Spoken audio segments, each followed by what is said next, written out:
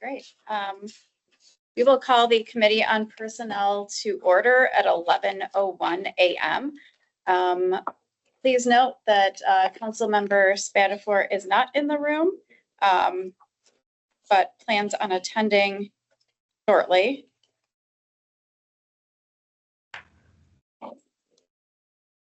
Okay, but we do have quorum, so please reflect that council members Hussein, Garza, and Pelivanoglu are present. If I could have a motion for the May 11th minutes. So moved. Thank you. That's a proper motion. All those in favor, please say aye. Aye. Aye. Okay. I do not see any members of the public in the room for public comment. I will just read a very brief statement, and then I will hand it over to our HR director for the introduction.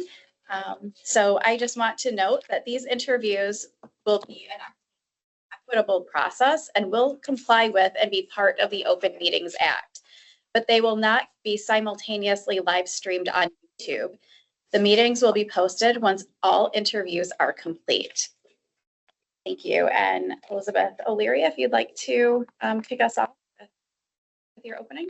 Right. Welcome to the interview for the legislative analyst. I'm going to turn it over to Keisha McKitty, who is our hiring specialist for this process. And welcome in to the interview for the legislative analyst position.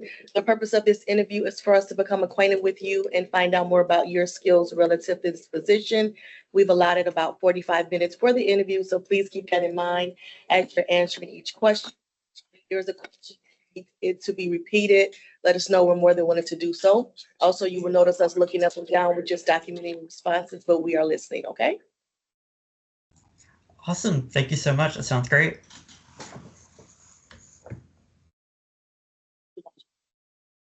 Thank you for joining us this morning, Ian. I want to note we did receive your writing sample via email, and a copy should have been printed for each committee member here today.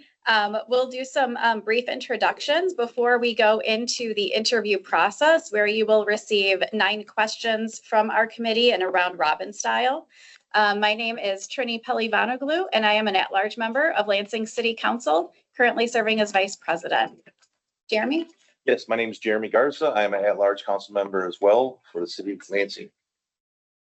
Welcome, Ian. I am Adam Hussein. I am the current third ward representative on Lansing City Council, which is the southwestern portion of the city.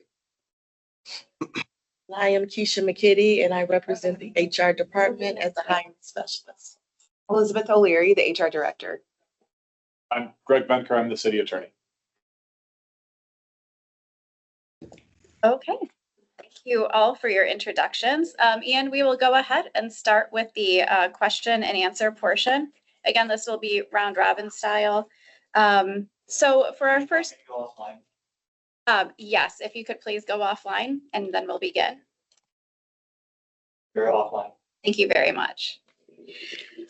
For question 1, please walk us through how you have tracked legislation from introduction through final action. What tools or systems did you use, and how did you keep decision makers informed at key points in the process? Absolutely.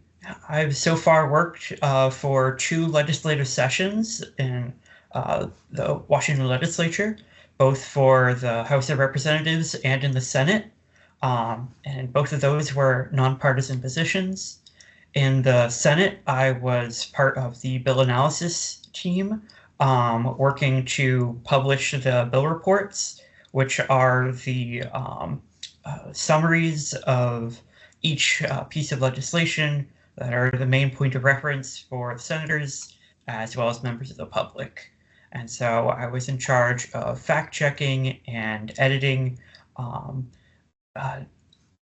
so many reports, over 1,700 reports over the course of the session, and helped to make sure that all of the information was clear and well communicated to the representatives. And then in the House of Representatives, I was working for the Environment and Energy Committee, where I was running and coordinating meetings, recording the votes, and then also had the same duties as what I had in the Senate, except instead of working for all of the committees, working only for the Environment and Energy Committee, working on those same reports and making sure that the information there was clearly communicated to everyone involved.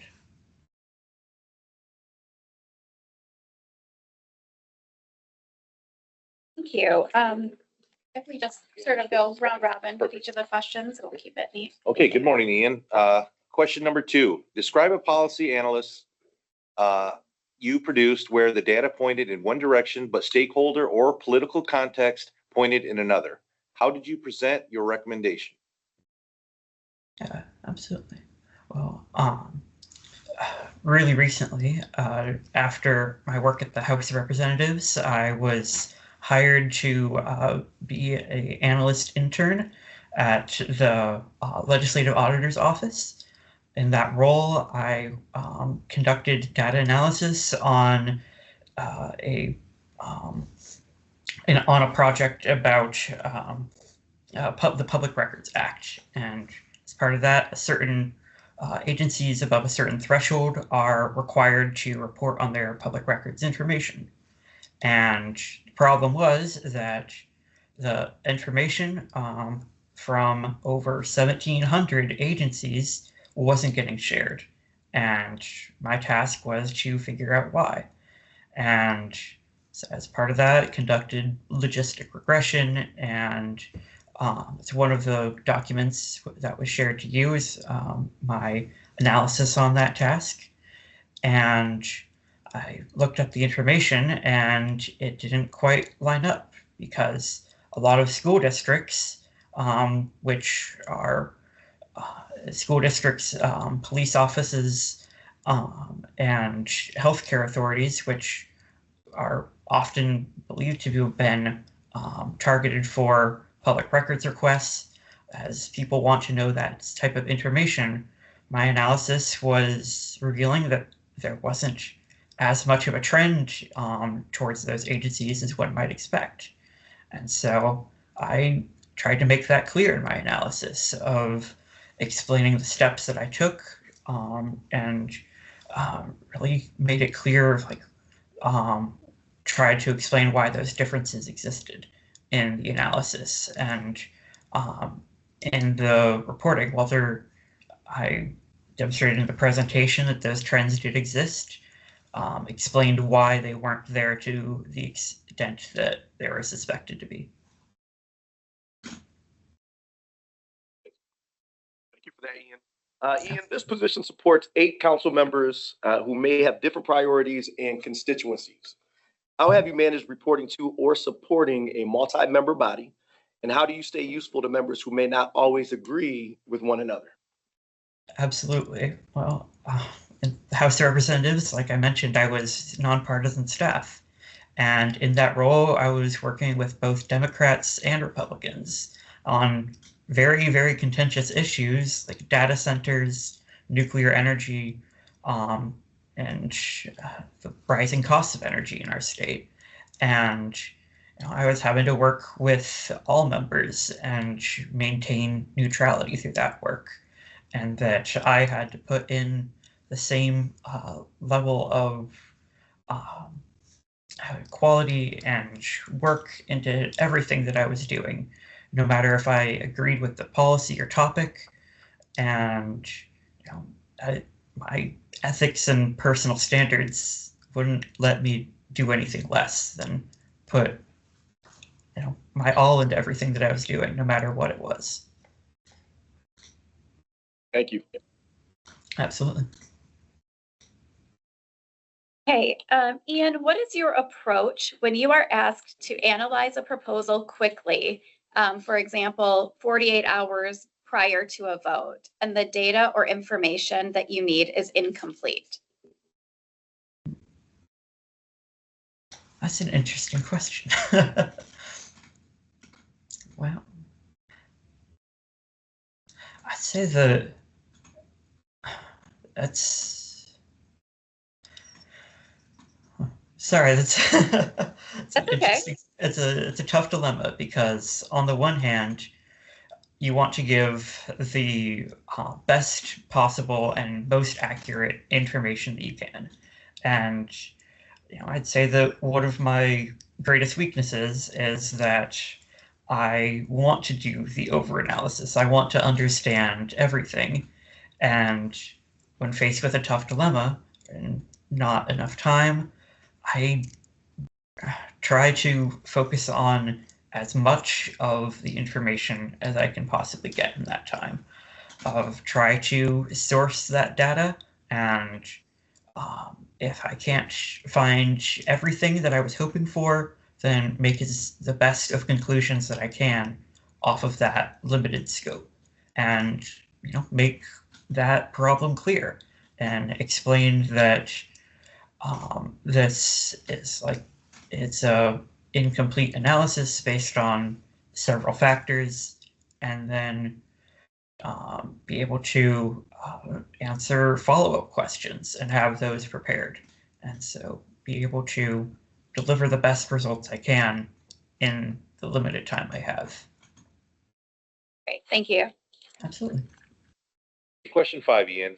How do you adjust the same policy analysts for different audiences? For example, a technical staff memo versus a council presentation versus a public-facing summary. Absolutely. Yeah, that's part of what I included in the work paper documents for you of the JLARC presentation. The latter of the two documents was the technical analysis I did, which was designed to be reproduced by other data analysis in later years so that they can reproduce all the steps that I did and be able to identify agencies that were possibly above the threshold. And then I was able to take those 48 pages of analysis and convert it into a total of 10 slides, and was able to present on that. And that I was focused on what the main takeaway of my report was, and that it was identifying what the problem was, which is that a certain threshold of agencies, the agencies who were likely above a threshold weren't reporting, identify that problem, and then do analysis on what reporters versus non-reporters look like, and then be able to target those likely reporters. And so I was able to compress all of that information into a clear 10-slide presentation that got the point across about all the other 50 pages of analysis that I did. I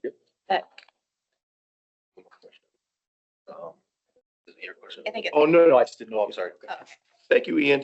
Tell us about a time you had to deliver a finding or recommendation that was unwelcome to a supervisor, a board, or an elected body, and tell us how you handled it. Oh, interesting. Well, going a little bit farther back in time, I was a data analysis intern at the Duke Marine Lab, where I conducted research on turtle habitats and light pollution. And then at the end of that project, we presented that information to local officials and members of the public. And as you might imagine, data telling that turtle habitats are damaged and that current policies of light pollution were harmful to turtles wasn't the most popular for city officials. And so as part of that presentation, we explained the science, and that the members of the public, though we also had scientific experts sitting in as well, that they weren't all knowledgeable about the topic and hadn't spent 8 weeks researching everything alongside us. And so thoroughly laid out the individual steps taken, how we came to those conclusions and gave potential suggestions that we felt could align with their goals in making the beach safer for turtles and people. And so keeping in mind the data and presenting it in a clear and effective way. Thank you. Great. Ian, this role requires maintaining the confidence of council members and at times handling sensitive city information. How do you think about professional discretion when you work directly for and report to elected officials, especially when their interests or information may differ? Absolutely. Well, as far as the confidential information side of that goes, I'm very experienced in that.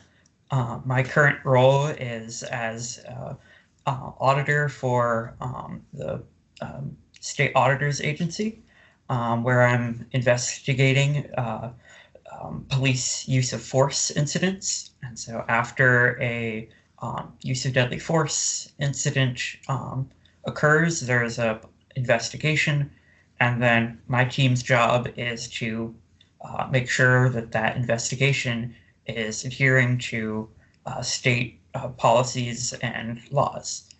And since I'm looking at confidential police information, I'm required by law to maintain confidentiality.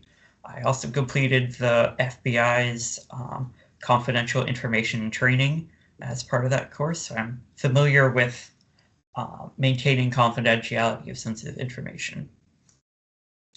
And then as far as the legislative members and maintaining information security aspect of things, I'm also familiar with that. With the Environment and Energy Committee, I was told of what the policy goals were of both sides, of the ranking members, as well as the chair and vice chair of the committee. And I was informed of what the chair's policy goals were for scheduling the meetings and which bills would or wouldn't be going to be exec out of committee several days before that was shared with the public or shared with the Republican Party. And this was all confidential information. And I shared and disclosed that information once it was time to, according to policy and procedure. But until that point, kept it confidential and did not share it with anyone. Thank you. Absolutely. Okay, Ian, last question.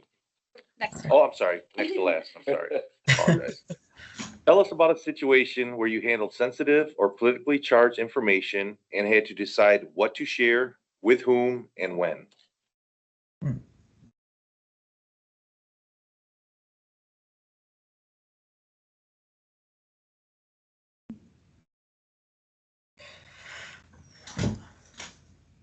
Sorry, I can't quite think of an example of exactly that scenario of dealing with such politically charged information, but in terms of sensitive information, I think back to Environment and Energy Committee again of working with all those committee plans and information of, I was part of getting several Canadian agencies to come in and present information on their policy and programs, which Washington State was considering adopting similar programs to. And I was learning all of this information several days in advance of their arrival to present on that information.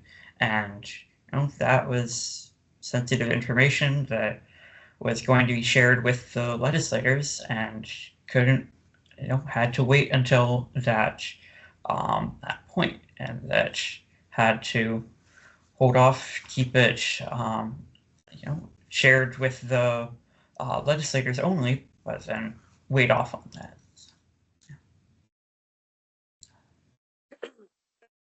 All right, Ian, and this really is the last question. I promise. What do you see as the most significant policy challenge facing mid-sized cities like Lansing right now? And how would you approach building a council briefing on it?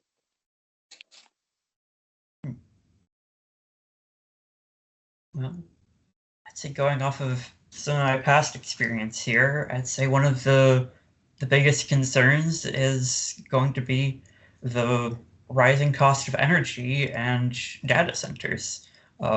Saw with a lot of cities in Washington State where energy costs and temperatures are cool, and energy costs are low, temperatures cool, that a lot of data centers are wanting to move in and then raise the cost of energy and address policies to make an equitable system to allow those companies to engage in the free market and then also not drive out the residents of those same cities.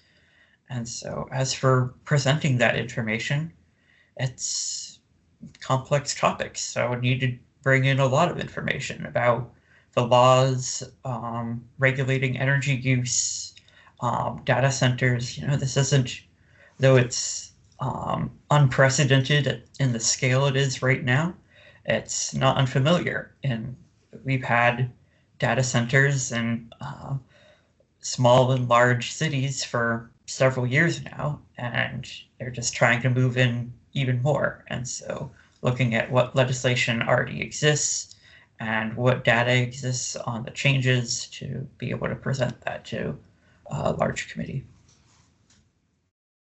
Thank you so much. Absolutely. Thank you for answering our questions, Ian. Now I'd like to ask if you have any questions for this committee. Absolutely. Well, my understanding is that Lansing is a strong mayor city. So I was wondering what the relationship looks like between council staff and the executive branch. Yes, Lansing is a strong mayor form of government per our charter. And so there is, there can be, and I will not be the only one to answer this question. There can be, conversations, a working relationship, willingness to work with one another. However, we are quite independent. For instance, we just went through our budget season, and I know that we had several presentations from the administration to City Council prior to our vote on solidifying that budget for the upcoming fiscal year. So that would be an example of us working together, council members listening to presentations, asking questions of the administration, the mayor's office, as well as several departments to better understand their experiences, any roadblocks toward funding, anything that they see as important to the way they operate and their personnel, and then taking it from there in order to, understand that information. But that's just one example. So if other members have an example of how our offices work together or may work together. Yeah, I would just say, in plain terms, there's 8 different personalities as the council members. We are a strong mayor town. Andy Shore has been very receptive anytime we ever reach out to him. I mean, obviously, if it wasn't Andy Shore, I couldn't say, how that relationship would be, but he's a great mayor to work with, and I look forward to working with him for the next 4 years. Yeah, and I would just say, Ian, I think from your town, but a lot of in terms of you and your ability to do your job as a legislative analyst and really the interplay between the executive and legislative, I think, is largely contingent upon the mayor in the position at the time, but then also council leadership. And what does that relationship look like?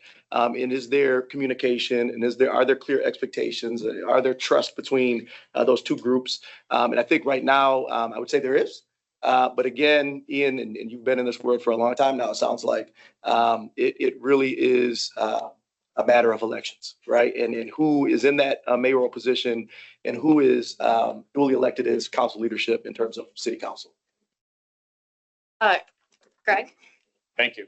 Ian, Greg Benker again, city attorney. I would just say, as it relates to personnel to personnel interactions, right, under our charter and under the structure, you would answer directly to the council and nobody else. As the city attorney, I'm the either least or most envious position in the city. I get to answer for all 8 council members. Under the charter, I'm placed within the administrative branch of government, but I, per the charter, am responsible also to the council to make sure that all the legal affairs are run correctly for the city. So I get to draft legislation and or approve it as to form, same ordinances, resolutions, things like that. Your predecessor in office, the person that previously was our legislative analyst, myself and my chief deputy, we would meet weekly with that person to try to coordinate what's going on. Yours is a very important position for my position to be able to do my job correctly. And I think that I would look forward to working with whoever gets the job, but that's going to be one of your main points of interaction, the position's main points of interaction with the administrative branch. So because I don't get to choose what legislation goes or doesn't go, I get requests from them for legislation. I get requests from the mayor for legislation. And then ideally, I would want to work with whoever's the legislative analyst to make sure that the words that I am putting down are making sense with the data and other policy information that you're picking up. Awesome. Thank you for explaining that. That lays out really clearly a lot of my curiosities. Thank you. Yeah. Any other questions for us, Ian? Yeah. Well, some of you mentioned the city charter on your responses, and I saw that there was a new city charter that came out, and I was wondering how that might affect council and this position over the next couple of years. Well, the good news is that whomever has this position in the future will have one additional council member to work with. That will be a change that is coming up over the next few years, where the previous charter had as part of council makeup 4 ward representatives and 4 at-large representatives to serve on council. So there will be an upcoming change that we will create a 5th ward within the city of Lansing. So there will be 5 ward council members and 4 at-large council members. So that is a change.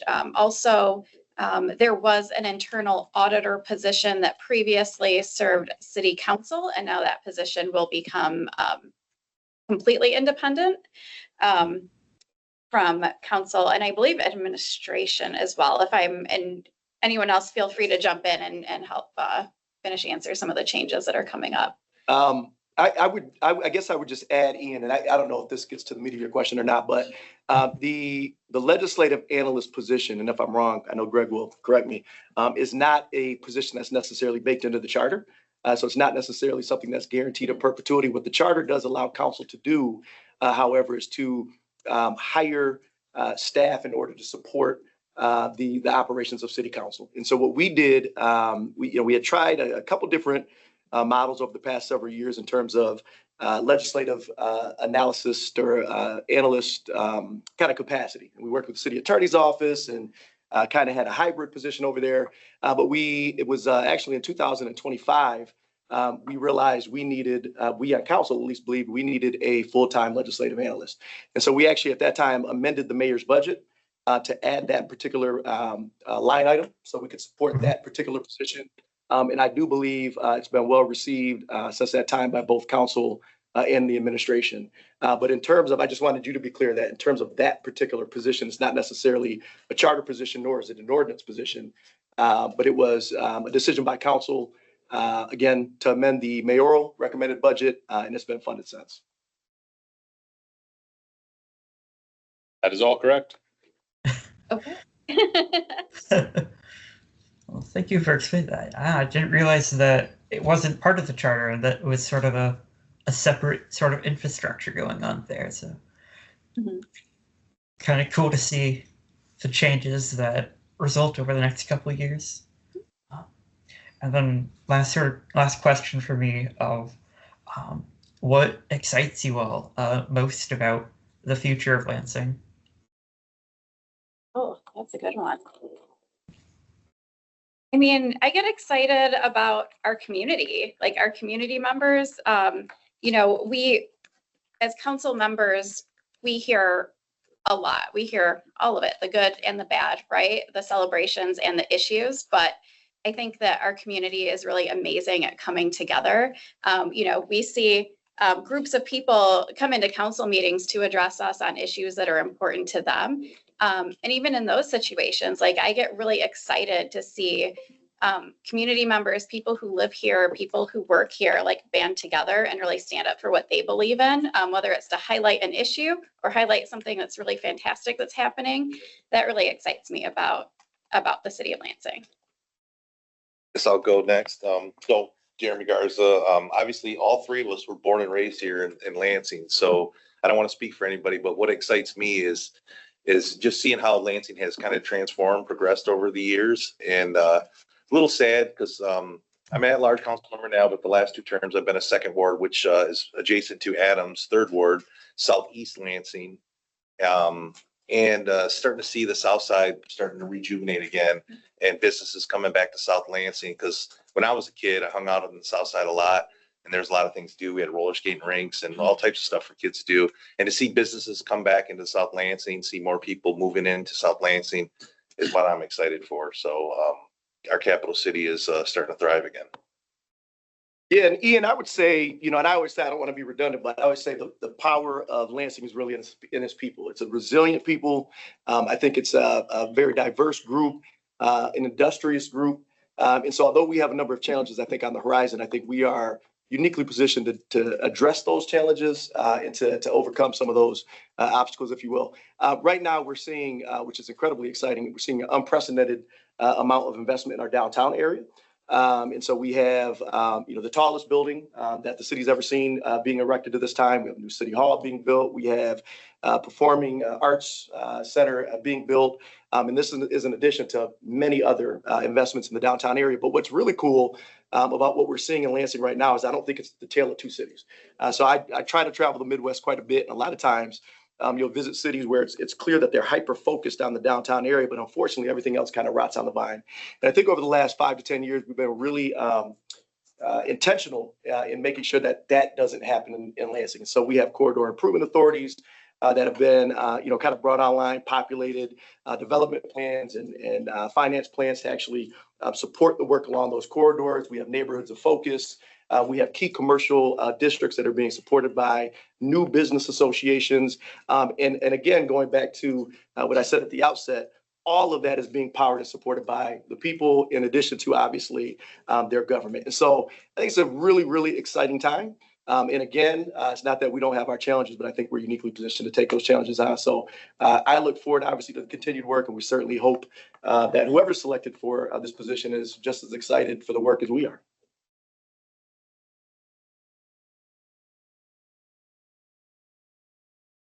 Thank you. Yeah. Great. Any? Awesome. Well, thank you all so much for your time. That's really helpful answers. And I think part of what you might be concerned about with me is that, you're wondering if I actually do want to move across the country to Lansing. And yeah, I do. I have family and friends in the area and love the outdoors and all the possibilities there. And would really love the chance to be one of the people in Lansing that makes it so special. So that's all the questions I have. Great, thank you so much. I just want to touch base real quickly with our HR director at Maxwell. Is there anything specific that we need to do to with this interview at this time? Just again, thank you for your time. We will contact you and let you know what decision is made on either or, whether accepted or not. We will follow up with you. But if you have any questions between now and then, feel free to reach out to me and I'll get back with you as quickly as I can. All right. Well, thank you all so much for your time. Hope you have a good rest of your day. Thanks. Thank you, Ann. Have a great day. Take care. Bye-bye.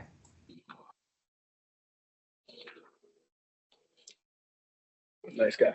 Yeah, it was nice. It's on the floor for the last 15. Good morning. Jacob is already here, but I didn't know if you wanted, his doesn't start until 11:15. You wanted to take a pause because we are recording nonstop. You, I'll take a break for a few moments till 11:50 and then we'll take the next one, or I'm gonna roll into it. Just one done. If he's here, let's get it. Yeah, we Maybe a can, longer break. we can have him walk back if that's. Okay, I will guess. Well, hold on, we should probably ask. Yeah, they're the most important folks. Yes. Does You guys anyone need a little break?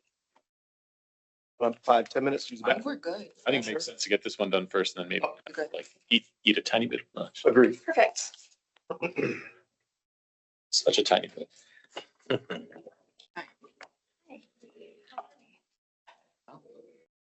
Thought I was way ahead of schedule today. You don't know anybody, but Sharing it out like. Well, explain it to me like whispering. I just had to type in. Sorry, I could have said. I haven't brought But up that's- grown adult. I said, oh, it's gonna be a long This day. old bedroom. Yeah. You at 11. So I took. You in 10 minutes. That's the basement. We just had that stored down. So also I just had to take it apart. How are you guys doing? Just round robin, just one, ask one, move on to the next, move on to the next. Seems nice. Yes. Do you all plan on doing scoring? Did you want to do it now or do you want to? So my assumption is that as we were independently taking notes, that we would jot down our own scoring. Yeah, does that make sense? Okay. And if you want to go ahead and have a seat right there. There you go. I do have my resume with me. Unfortunately, I could not bring any work samples due to the nature of all of my work. It's usually proprietary, so I'll hand these down. Appreciate you. Thank you. Thank you. Okay, Jacob, thank you for being with us. Thank you for having me. Absolutely. Go through some brief introductions, and then we will follow that with a question and answer portion for you. Absolutely. Okay. My name is Trini Pelli-Vonoglu. I am a Lansing City Council member at large, currently serving as Vice President and chairing this Personnel Committee, conducting the interview today. So thank you for joining us. Peter Spatafor, I'm the 4th Ward representative, this year serving as President City Council and Vice Chairing this committee. Thanks for being here. Good morning, Jacob. I am Jeremy Garza. I'm an at-large city council member here in Lansing. Appreciate you being here, Jacob. I am Adam Hussein. I am the current 3rd Ward representative for the Lansing City Council, which is the southwestern quadrant of the city. My name is Keisha McKitty. I'm one of the hiring specialists in the HR department. I'm Elizabeth O'Leary. I'm the Human Resources Director. Greg Benker, I'm the city attorney. And you have met Sherry. Yes. As you were walking back. Okay, so we are going to begin with our question and answer portion. We'll do a round robin style amongst the 4 committee members. And at the end, you'll have the opportunity to ask us questions as well. Okay, sorry. You're welcome to the interview for the legislative analyst position. The purpose of this interview is for us to become acquainted with you and to find out more about your skills relative to this position. We've allotted about 45 minutes for the interview, so please keep that in mind as you're answering the question. If there's a question that you need us to repeat, let us know. We will be more than willing to do so. You will notice us looking up and down. We're just documenting your responses what we're listening. Okay? All right. Okay, and we will go ahead and get started. Jacob, if you could please walk us through how you have tracked legislation from introduction through final action. What tools or systems did you use, and how did you keep decision makers informed at key points in the process? Yeah, absolutely. So during my time as a congressional district intern, I was tasked weekly with creating memos and tracking legislation as it goes to the House. And a lot of times what I would do is start with the bill and look through the key components of the bill. And a lot of times what I would use is the House Secretary website for that. And it gives a lot of details. It gives a little brief summary, but then it has the full PDF as well, which I would read through the whole thing, kind of get rid of all the legal jargon and be able to pick out key points that'd be an interest to executives and even the congressman himself. But I would also identify how would our district also vote with that, because he is representing our district. And then I would go through, and as the bill goes along, I would track that progress and keep up with him until it's on the floor for debate and vote. Great, thank you. Jacob, can you describe a policy analysis you've produced where the data pointed in one direction, but stakeholder or political context, as you mentioned, pointed another? And how did you present your recommendation? Yeah, absolutely. So one of the bills that I looked at closely was the Mineral Infrastructure Act that came through Congress. And as part of West Michigan, there was a lot of manufacturing that would deal directly in this, especially with coal plants that was just opened up over there, the Campbell coal plant. And so the district, there was a lot of fierce debate on that when it came to what are the environmental impacts of that. So I would present that to the congressman and say, hey, these districts or these towns would not vote in favor of this, but also provide the supportive analysis for that as well when it came to who supports it, how many jobs would it create, and things of that nature. Jacob, question 3. This position supports 8 council members who may have different priorities and constituencies. How have you managed reporting to or supporting a multi-member body, and how do you stay useful to members who may not always agree with each other? Yeah, so at my time, I think I was a contract intern, and the contracts department worked with several different parts of the company. And my job was to have my contract database project that I was working on. However, I was also the main executor and negotiator for NDAs. So I would be working on my project, but then an NDA would come in and they would say, hey, we need this out. And I know that that priority takes first place, because without it, our company can't go forward with their business with that company. So putting the priorities that may be ahead of somebody else, not showing favoritism for it, but meeting those deadlines so that we can have a workflow that is seamless. Appreciate that. What is your, Jacob, what is your approach when you are asked to analyze the proposal quickly, say 48 hours before a vote, and the data or information you need is incomplete? Yeah, absolutely. So if the data is incomplete, I would look for other projects, maybe in neighboring towns that have similar demographics and their approach to it as well. Obviously, in my time as a district intern, there was a lot of times where the data was incomplete. I did a lot of casework with immigration, and sometimes there's a language barrier that's not always met. So you have to figure out, what does the constituent need? How can we get that information as soon as possible? Because a lot of times these cases were financial hardship and they need those responses as soon as possible. So it's about gathering everything you have and cross-referencing it with any other information that is available to you.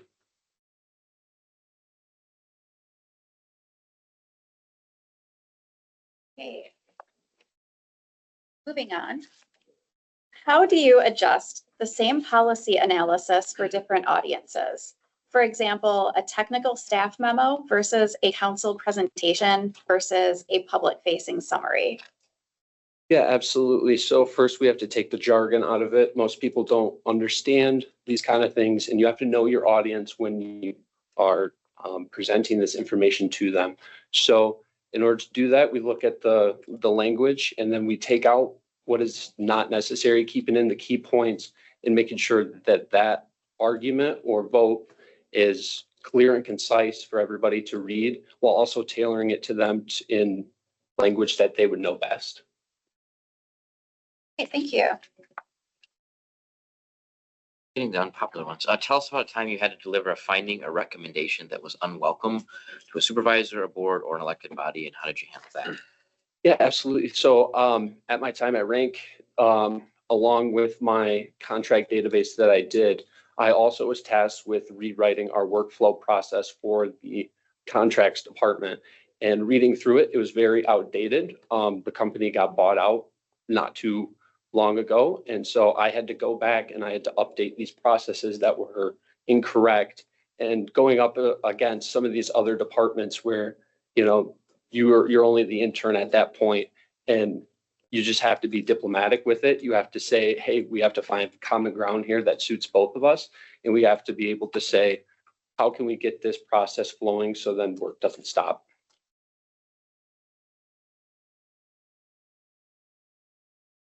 All right.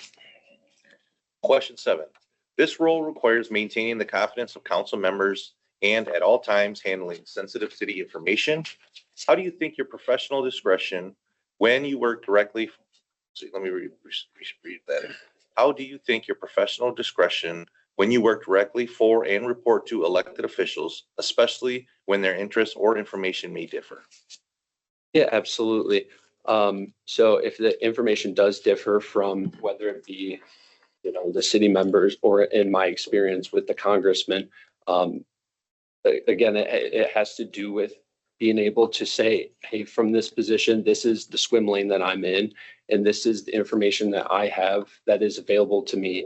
So this needs to be communicated effectively and concisely to that particular person in order to get workflow seamless, but also to understand that they do have different points of view from everybody, but we need to make sure there's a common ground. All right. Tell us about a situation where you handled sensitive or politically charged information and had to decide what to share with whom and when. Absolutely. So as a district intern, we would receive a lot of media from our constituents that was very politically charged. You know, emotions run high. But what I found that is most effective is to remove yourself from that conversation and focus completely on them, because they want to be heard and they want to that information to be passed over to the Congress for them. So as soon as I take myself out of this position and I say, I'm here for you, I'm able to effectively and concisely write down that information and pass it along to either my boss or even the congressman himself.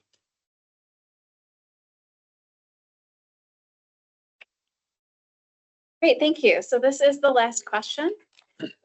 What do you see as the most significant policy challenge facing mid-sized cities like Lansing right now? And how would you approach building a council briefing on it? Yeah, absolutely. I think one of the biggest things right now is just affordability. And a lot of times, you know, it's untalked about mostly. You know, there's not a lot of information that's being debated on it. However, we need to understand which communities are getting impacted the hardest. So my first priority is to look at each community differently and say, what are their needs and what needs to be communicated because of this? And so first I'd take the critical information, get down the variables that we need, and then find data on it. If not, then you would find a different source and cross-reference that to say, okay, we don't have complete information on this, you know, certain area, but this area maybe in Grand Rapids has a similar demographic, similar incomes, and we can use that information to then go forward and present a memo. And also it'd be on how these people would vote on it as well. Each district is different. And so those needs also need to be addressed, whether it be politically, culturally, or economically. Great, thank you for your responses. Do you have any questions for us at this time? Yeah, absolutely. What would you say is the most like crucial, maybe policy or crucial part of the role that would need to be solved first in this position? That's a large one. Would anyone like to take that response? Well, it's a great question. I don't know. I think it ebbs and flows based on the time of year, but the budget's a big deal for us. We just passed our budget, so they'll have some time to adjust to that, but really helping us understand where we can sort of make influence there. So we'll start our budget priority process relatively soon.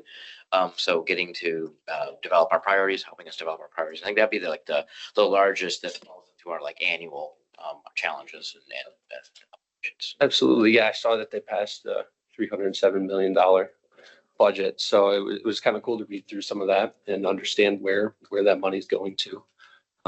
Then another question I have is like, what kind of attributes or what does success look like in this role in the first 90 days or maybe even the year?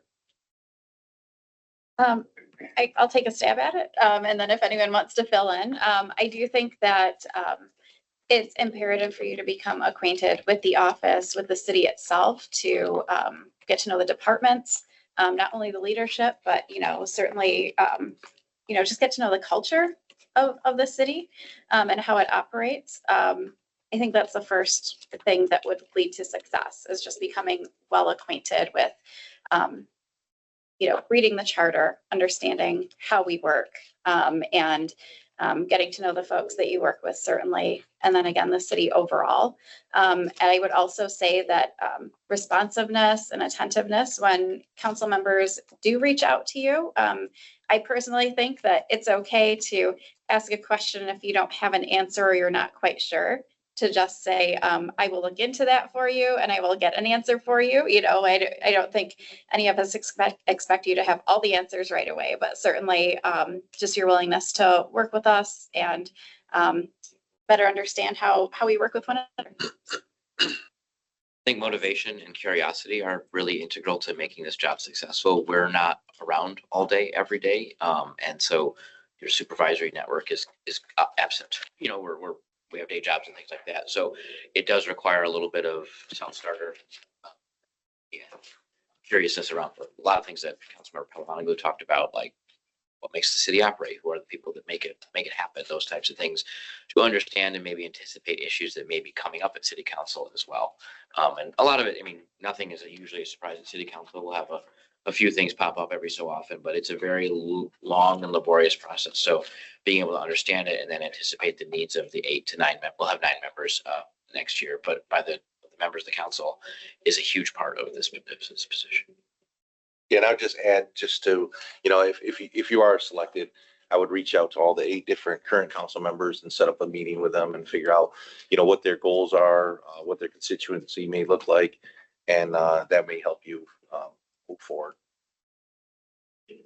And then how does the state government kind of affect the council as far as, it being right across the street? Does that have any impact on how things are functioned, or are you guys, how it usually is with municipalities is, it's kind of too small so we have local, but, we don't have too much government overreach with that? I think it really depends on how we're framing the question. There are times where in this position, a council member may ask you to study and research a certain initiative or something that they'd like to pursue. And come to find out that is not necessarily possible to pursue that issue in that way because our state laws prohibit that for one reason or another. So I think that in terms of our work, that's the impact that I have felt by state government a few times, as I'm working through different issues and different things to address. But other than that, if anyone else has. I think one of the things I've noticed, I've worked kind of statewide with electeds, and I think that having the state capital so close, we have a lot more media market, so there's a lot more attention played on what's happening in state government. So it does impact what's happening out there a little bit, not necessarily directly, but we hear a lot more statewide issues from public comment, or people bring them to us because they hear about it because it's right across the street. So I think that kind of plays into it. So we may be interested in talking about topics that aren't necessarily talked about in Negaunee or Grand Rapids because it's on our local news all the time. Absolutely. Thank you for that. And that, I guess, just a final thing, and you guys may answer this after, but what does the next steps in this process look like? So. So I bring the experts. In our interviews this week. So if selected, then you'll be notified and we need to do background reference checks. And then just kind of talk about a starting date. So I think the process we have laid out, unless we change it at the end of this meeting, is this is the first and only interview. And then we'll decide as a group whether we make an offer or move on to second round interviews. Absolutely. Thank you guys for that. And that's all I have for my questions. Fantastic. Well, thank you so much for joining us today. Thank you all for having me. Nice to meet you. Nice to meet you guys as well.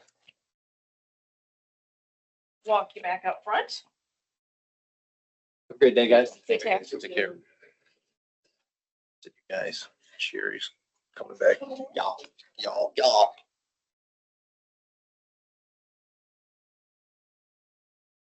All right. Also, we start the meeting. And Anthony's scheduled for what? What time? 12:40. Oh, not till 12:40. Okay. So what congressperson did he work for? Doesn't say. Yeah, I didn't see that. I almost asked him, but I didn't know if it was appropriate. Have reference in it. Holland would have been, But yeah, it's. It wasn't, Part of the state. for yeah, sure. it's, it wasn't, Fred Upton, was it? it might be up to him. He's in Holland. Yeah. Or Mullen or something. Mullen's on the east. Oh, that's right. So the next one is not till 12:40. So Okay, if you want to take a pause, I'll turn the microphone off. perfect. Okay. Good afternoon, and thank you for joining us. We are going to have some introductions, brief introductions of the committee, and then we will hand it over to our HR personnel for the actual introduction. And that will be followed by a question and answer period. So, yeah, thank you so much for joining us. My name is Trini Palivanoglu. I'm an at-large city council member for the City of Lansing City Council, currently serving as vice president and chairing the personnel committee. Meet you. Nice to meet you. I'm Peter Spatafor. I'm the fourth ward representative this year, serving as president and vice chairing the personnel committee. Thank you, Peter. Good afternoon, Anthony. My name is Jeremy Garza. I'm an at-large city council member here in Lansing. And I am Adam Hussein. It's good to see you. I am the third ward representative for city council. Anthony, I'm Keisha McKitty. I am the hiring specialist representing the HR department. Nice to meet you. Good afternoon. I'm Elizabeth O'Leary. I'm the Human Resources Director. Lovely meeting you. I'm Greg Benker. I'm the city attorney. Nice to meet you as well. Lovely meeting everyone. Yeah, thank you. And you met Sherry on your way in. She Yes. walked you back. So if you'd like to kick us off here. Yes. Welcome to the interview for the legislative analyst position. The purpose of this interview is for us to become acquainted with you and find out more about your skills relative to this position. We've allotted about 45 minutes for the interview, so keep that in mind as you're answering each question. If there is a question that you need repeated, let us know. We're more than willing to do so. Also, you'll notice us looking up and down. We're just documenting your responses, but we're listening. Perfect. Alrighty. All right. Yep, we are going to begin. We will be asking you questions round robin style amongst the four of us. So with that, the first question, if you could please walk us through how you have tracked legislation from introduction through final action. What tools or systems did you use? And how did you keep decision makers informed at key points in the process? Yes. When I worked for the state house, just, next door pretty much, I would track legislation when it came up. So pretty much from the moment that F was introduced to the moment that it ended up passing, if it came to that point. And one of the reasons that I did this was so that I could be informed and check in with my reps to see if they wanted any of the legislation that they had introduced in the news. So what I would do would, I more or less just created a spreadsheet of stuff that had been introduced by my representatives that I worked with, and would just keep track of, check committee meetings, committee schedule, seeing if those would come up in committee, check the floor schedule, see if those come up on the floor, and really just was constantly checking everything to make sure that I wasn't missing anything. And same thing with my previous jobs with state and federal and VoteSmart, where I was tracking legislation. It would be just constantly checking to make sure that I wasn't missing anything. Great, thank you very much. Describe a policy analysis you produced where the data pointed in one direction, but stakeholder or political context pointed in another, and how did you present that recommendation?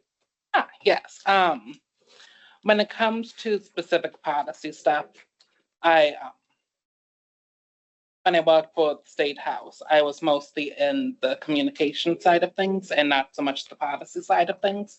So when it really would come up to that, it would come to more so be writing for the representative, so writing press releases, statements, stuff like that.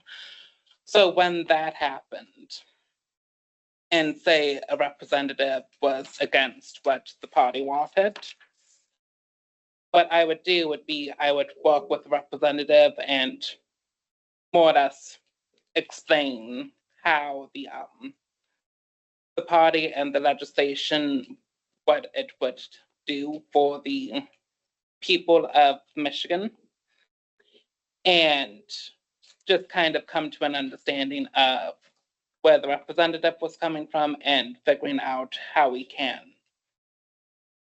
can produce the best product for such representative. Okay, question 3. This position supports 8 council members who may have different priorities and constituencies. How have you managed reporting to or supporting a multi-member body? And how do you stay useful to members who may not always agree with each other? Funnily enough, that's actually 2 less people than I used to work with. So pretty much it was constant communications between me and the offices to make sure that I'm doing everything that I can for the representatives and their offices. So checking in with them, constantly communicating, saying, hey, do you want something on this legislation that you have been working on, or this big piece of legislation that the caucus has been working on? And just really staying in constant communications with them. Like when I worked at the State House, I would pretty much schedule a block of time in the morning on Tuesday mornings when everyone is in session, and just go around to my offices and checking in, hey, what do I need to, is there anything that I need to do for you this week? Where are we at with any of X, Y, and Z? And just really just making sure that we are in constant communications with one another. Thank you. All right. What is your approach, Anthony, when you are asked to analyze a proposal quickly, say 48 hours before a vote, and the data or information you need is complete? Incomplete. I'm sorry. That really matters to the question. That is more time than I've gotten used to with the state of Michigan. So a lot of times with the state of Michigan, when I was creating any type of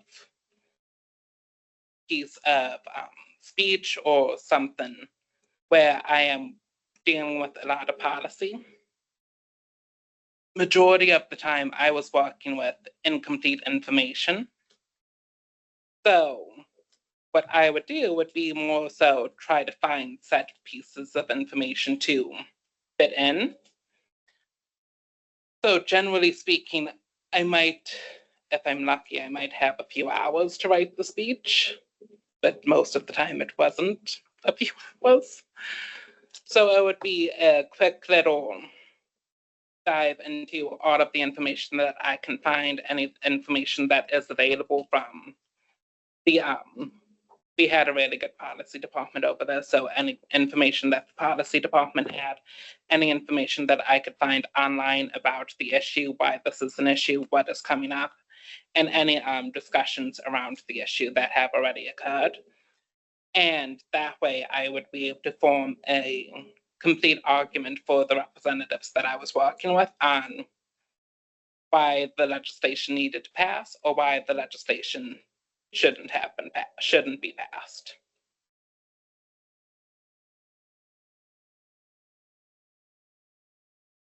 Great, moving on. How do you adjust the same policy analysis for different audiences? For example, a technical staff memo versus a council presentation versus a public-facing summary? Yeah, so when it came to working in the House, it was a lot of looking at who our audience is So say the audience is other representatives. Or say the audience is say I'm writing committee testimony versus a floor speech versus a speech that would be given to an audience at a town hall on the topic. So that would be different levels of speaking and different levels of language that would be used and different levels of technicality. So for, say, committee testimony, that would be, even though that is open to the public, that would also be a lot more technical than, say, a floor speech where you are trying to provide support. And even the floor speech would be a lot more technical than what you are giving to the people, because most of the people generally have a reading comprehension level of like 8th grade level, I want to say, if I recall correctly. So going in, it is really a lot of finding the data and just making sure I understand it and being able to go in and write in a way that the audience would be able to understand. So going in and, I don't want to say dumbing down, but using more words that are understandable to the general public versus words that are more policy oriented. And that takes a lot of time and skill to be able to figure out how to do that. And yeah. Okay, thank you very much. Anthony, can you tell us about a time you had to deliver a finding or recommendation that was unwelcome, either to a supervisor, board, elected body, constituency, and how did you handle that? Yeah, so a lot of times when I would find something in the State House, for example, when I was working with one of my representatives, there was a policy that this representative had voted no on, but had passed the State House, and was a policy that was generally really popular. And the main reason that he voted no on the piece of legislation was because the legislation, while it did this really good thing, also provided money for what he called corporate PACs, but it was soul funding. So what we ended up doing was, in some instances, like right after the vote, it was a yes, let's go ahead and work with you to bring about a press release that is just explaining your stance on why you voted no on this piece of on this major piece of legislation, and why you were the only person in the caucus to vote no on it. So just explaining from his perspective why he voted no. And then later on, maybe a year or so later, when we were planning out his matter, it was I want to include this policy on what this bill did, just so that people know that, hey, you have this ability. I'm trying to remember what the policy. Oh yeah, it was the repeal of the senior tax. So he wanted to include that in his matter to seniors, and just saying, hey, you guys no longer have this tax. And so me and his office chatted for quite a bit on whether or not he should include it or shouldn't include it, because it was 2024 and it was getting close to, election time. So it was do you want to remind people of this policy and ultimately remind them that you voted no on this policy? So that was the debate, and ultimately I managed to convince them that he probably shouldn't include it just to be on the safe side.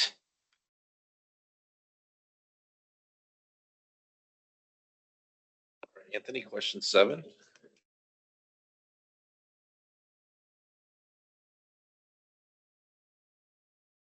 This role requires maintaining the confidence of council members and at all times handling sensitive city information. How do you think about professional discretion when you work directly for and report to elected officials, especially when their interests or information may differ? Yes. As you can imagine, when I worked at the house, there was a lot of stuff that I dealt with that was more confidential and not stuff that you would want the public to see. So one thing that I became particularly good at was trying to make sure that if we are talking about specific bills and stuff, then it would be, email communication rather than, texting on my personal cell phone, because if I lose my personal cell phone, someone might have access to that information. Whereas with email, even if I have it on my phone, I can, make it so that I logged out of the email. And just little things like that to try to protect the confidentiality and stuff that I had worked on. So like with any type of texting communications between offices, it would be just a brief little, hey, do you want me to do X, Y, and Z for you for this? Whereas the actual getting into the details of everything, that would be handled over like email or in-person conversations. And when it comes to like paper and stuff, it would be making sure that the papers and everything that I had, I would always just carry close with me, making sure that there isn't any possible way that the paper might get left behind someplace that a random person might be able to find. Thank you. All right. Tell us about a situation where you handled sensitive or politically charged information and had to decide what to share, with whom, and when. So that, as you can imagine, working at the State House, a lot of politically charged information. So when it comes to who is supposed to be shared with, given the information, like in my role, since I was in central staff, I would be able to learn a lot of stuff from a lot of different offices that I just interacted with, and get all of the information and all of the background, essentially all of the gossip, and learn a great deal about where everything is at in the process. And from that, there would be a lot of stuff that would be, this just needs to stay between me and the office. Or if it was something that the office is like, hey, why are we doing X, Y, and Z and not this? I could bring that to my boss and be like, hey, I've been hearing a lot of stuff from various different offices, and they are wondering why we are doing this and not this. So they're kind of just wondering the reasoning behind that, and whether that is from a speaker's office decision, because that was when we were in the minority, or if that is another type of decision. So just like being able to talk with my boss and be able to get the information back to them. So it was really a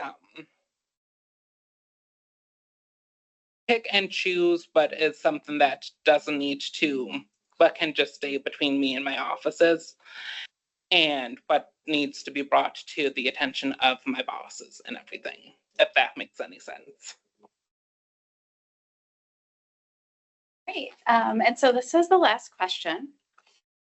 What do you see as the most significant policy challenge facing mid-sized cities like Lansing right now? And how would you approach building a council briefing on it? It's a very good question. I would say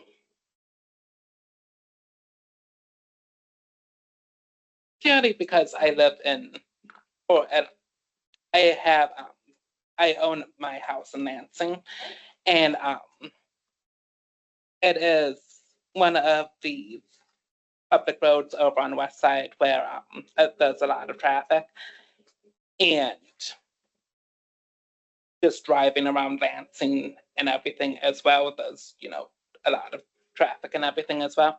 Just seeing the conditions of a lot of the roads in Lansing within the neighborhoods and within the more, even though the neighborhood roads are public roads, the more, that's what I'm looking for, the roads that people drive on a lot more often than neighborhood roads. And so what I would want to do is kind of, when it comes to creating a council briefing on that, I would want to look at the data, see which roads are a lot more diffuse roads, and looking at the conditions of those roads and kind of rank from that. Go in and see which roads really need the most attention right now and which roads can kind of wait, and more so just kind of create a council briefing that looks into the data and the policy and digs into all of that. And that way, you guys as the city council would have that data, and if need be, which admittedly this would probably end up happening, possibly going to the state to see if there can be any funding opportunities from the state to help rectify the situation with the roads, and also what we can do as the city of Lansing and other mid-sized cities can do to assist in fixing the roads, if that makes any sense. It does. Thank you very much. So that concludes the questions that we have for you. Do you have questions for us? Yes. Sorry. It does that every time for me, some reason. You are perfectly good. Let's see. Yeah, so I know I have the job description that does go over this to an extent, but what would you say would be, when it comes to the day-to-day type responsibilities of this role, what would be, how would day-to-day look? Yeah, I think that, and this is just my perspective, of course, others can answer as well. Your day-to-day may be a bit different from one day to the next, depending on who you are working with, the subjects that you are researching or writing on, or, you know, your general engagement with council members.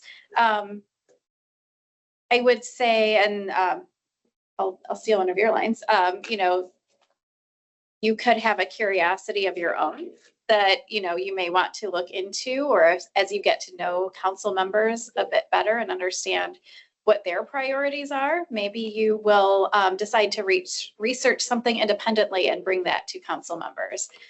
You know, that is something that could occur as well. Otherwise, in terms of your presence, I will say that, you know, there is an office here located on this floor. City Council does offer some flexibility in your physical location, which now is unique to the city of Lansing as of recently. So that would be worked out with your direct supervisor if that option is requested. But yeah, the day-to-day work could look a bit different, but you know, the the legislative analyst work, if you think about some of your previous experiences with research, updates, summaries, and so on, it could be similar to what you've experienced already. Anyone else? Yeah, I think that's pretty much accurate. We would see probably, depending on time of year, first 100 days, whether it's a lot of informational meetings, learning who everyone is, how the city operates, that kind of stuff. And then what I've said in previous interviews too is I think someone who can anticipate the needs of the city council, so that really whatever that looks like to you in that role. But it's requires a lot of self-drive because there's no city council is not here all day every day supervising and that type of thing. So rely on you to figure out what might be the best use of your time as well. Perfect. I would add just a little bit to that, like what you said to the last candidate about budget. When we're in budget season, you may be working with the different departments to figure out, what the budget is looking like and how it may affect some of the different colleagues on council. And then also like our last legislative analyst, what he typically did at the end of the week, he tracked legislation and sent that on to council and let us know what was going on and what committees were being met. So similar to what you've done in the past, tracking legislation, sharing it with council that may be, imperative to Lansing. Perfect. Do you have anything to add? They did a fantastic job. Perfect. When it comes to the characteristics that you look for in a legislative analysis, what characteristics do you guys generally look for? I think Council Member Spatafor said two of the top things, right? Having that curiosity and the willingness to be a self-starter and begin to anticipate maybe the needs of the various council members, as well as someone who's engaged and cares about the work. I think those are some really important attributes. Nothing to add to that. Thank you. Yeah, I think looking back it's been a minute since I looked at the job description, but I think the words were highly motivated, detail oriented. Those are critical, along with obviously the curiosity. I think you hit on it. Just earnest, right? In terms of sincere, in terms of the actual work and belief in the work and the importance of supporting council in terms of what we do and driving the city forward. But yeah, and I know it's been hit upon a number of times, but I think it's just critical that folks that are looking at this particular job, they have to ask themselves, number one, am I comfortable with this type of dynamic where we have a part-time council? And so a lot of the work will be self-driven. And then number two, am I adept at that? But that's what we're looking for. Okay. Let's see, I have a few questions for you. Let's see. I know you guys touched on this a little bit, but generally speaking, what are the goals for this position within the first 100 days, the first 6 months, first year, and more? Yep. So I think that, we did touch on some of that. I think becoming familiar with the city, becoming familiar with the council, the various council members, understanding, engaging with them, understanding what our priorities may be as we are, working through these service roles. Also getting to know the city of Lansing better, the administration. It was brought up earlier that the person who serves in this role may have frequent contact with our city attorney's office, for example. So really getting to know key members of administration that you may be working with more often than others, as well as understanding how the city functions overall, and absolutely becoming familiar with our city charter as well. So I think, if you're talking about the first 90 days, I believe that those would be the expectations to incorporate in that time.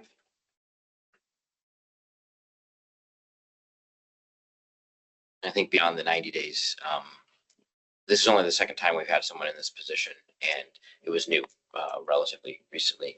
So helping us, I think, shape that as well. Meeting with council, as Councilmember Palavano said, and others around the city to determine where you think there are some opportunities to be of use, and use the position to make the city council's job easier from a legislative perspective. Perfect. Oh, you know what? I do just a quick clarification.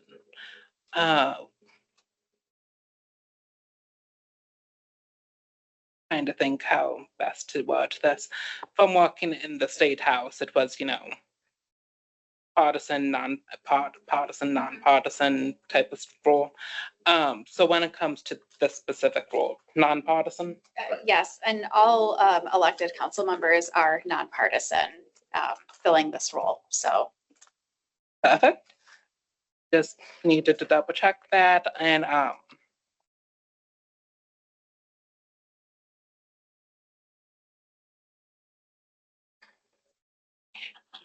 also just double checking with the because again, coming from working in the House and previously working with elected officials, it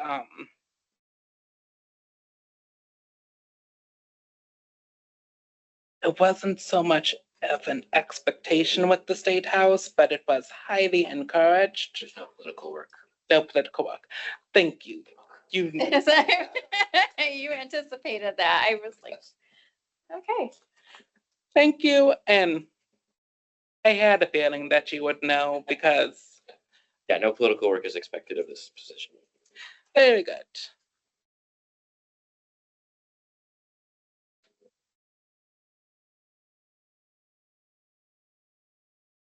Let's see.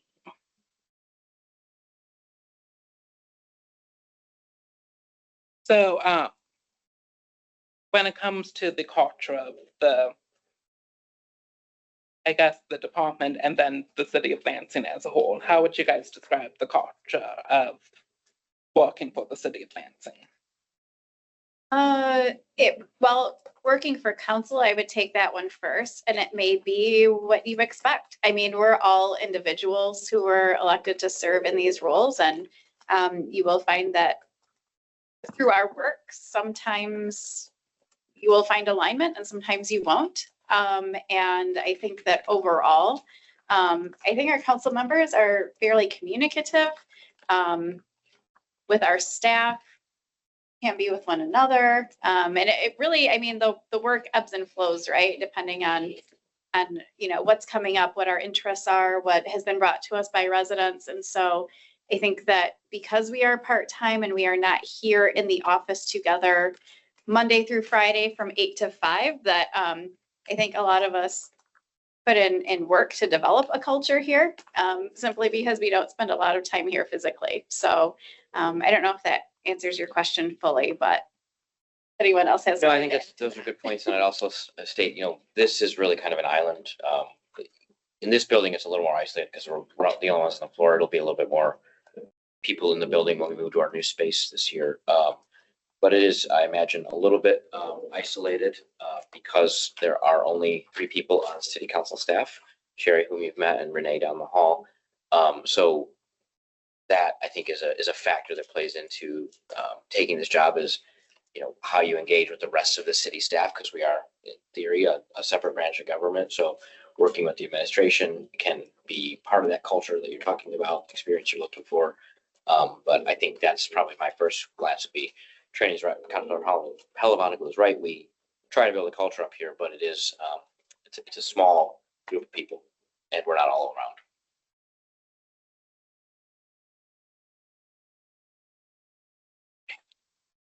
What I would tell you is stop on your way out and have a 5-minute sidebar with Renee and ask her. Right. Not because our staff members, they're the ones that actually feel it. They're the ones that actually have to work with whatever dynamic is presented as part of council and council makeup. So yeah, take that opportunity. I'll say it changes. It changes every year, right? Whoever's sitting in the president's chair can change how things operate, how things work. Sort of that atmosphere. Which makes sense. I think it's perfect this year because I'm obviously. And if I recall correctly, you've been on city council for a bit. Actually, Adam's the longest serving. Yeah. We're all of us are in our 3rd term. That's correct. Yeah. Yeah, that's right. Yeah. Thanks. I just I think I know you. I think we've met before because Yeah. you worked on the mayor's first campaign. Correct? Yes, and you were, my friend Addie really worked with you. Yes. Thank you for reminding me. Yes. Ally ran my campaign. Yes, I was trying to remember that. That's right. Okay. Thank you for reminding me. And, see,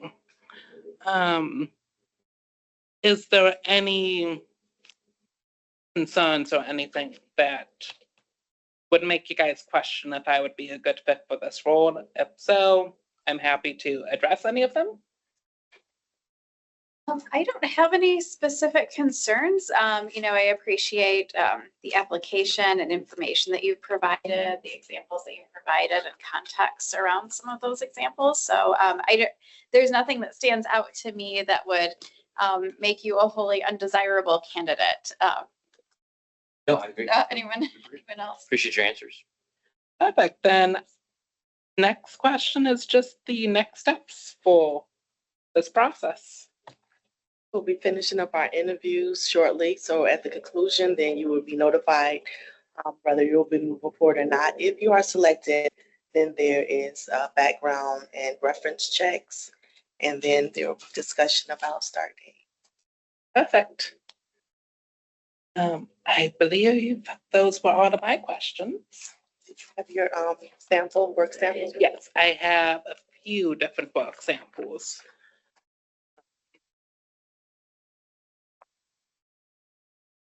Email set to bring 5. I brought 6 of them.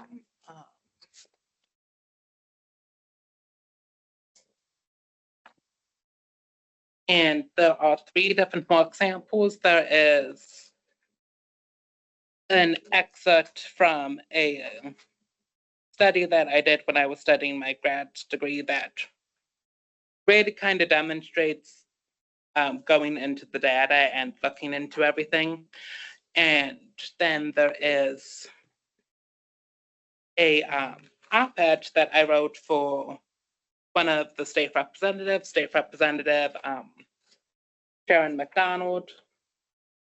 And that just kind of highlights the going into detail about a topic that I knew nothing about, and just kind of going through the process of looking into everything and writing an argument for why something needs to be in place and why, and just kind of trying to figure out the best argument for her. And then the last example is the speech that I wrote for State Representative Brenda Carter regarding a few different, this was for an interview with a Black Perspective, and it talked about various different policies that were passed within the 2020, it's from February 7th. So a few different policies that were passed and or introduced by this time in 2023, from repealing the retirement tax, the working family tax credit, universal pre-K, sentencing time for the incarcerated, and a lot more. And so that is just kind of provide you guys with as much perspective from my various different writing samples that I've worked with. Thank you. Are those copies we make? Yes. Okay, thank you very much. Thank you. I think there's 3 copies of each, so we may just one additional. Yeah. Oh, okay. So you want to keep, yeah. Different documents. Oh, 3 different documents. Okay. Yeah, Okay, so. sorry, I spread them out. Okay. Perfect. Yeah. Yep. And then if you want to give that last one to HR for our records.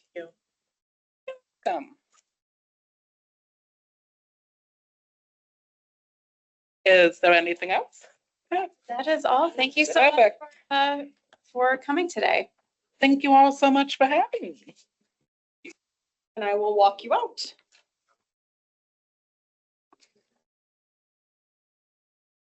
And if you have any questions before I reach back out, you can reach out to me and I'll get back as quickly as I can. Perfect. Thank you so much. You're welcome. Have a good day. See you later, or Anthony, sorry. Was that? See you later. See you later, Anthony. Thank you. Thanks for coming in. Good seeing you.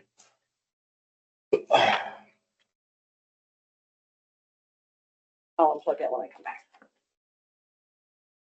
Wait, yes, sorry for that. The next candidate is here. Councilman's here? Mhm. Okay, good. Well, keep- 10 minutes. There is some sprinkle. Pass it on. Dang, I just We sent, all got it. We all have our skills. I had a separate panel for my day job, like last week. So I've been through all of this once already. And Oh, my goodness. Yeah. You're doing a great job facilitating. oh, thanks.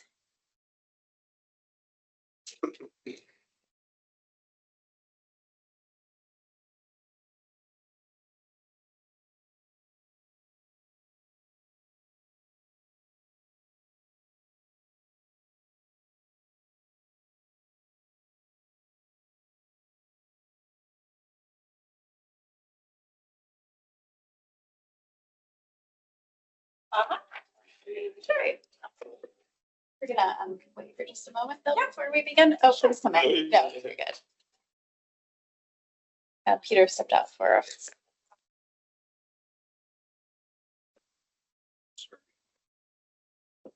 Oh, how you doing, Devin? How you doing? Good. Not too bad. That's good.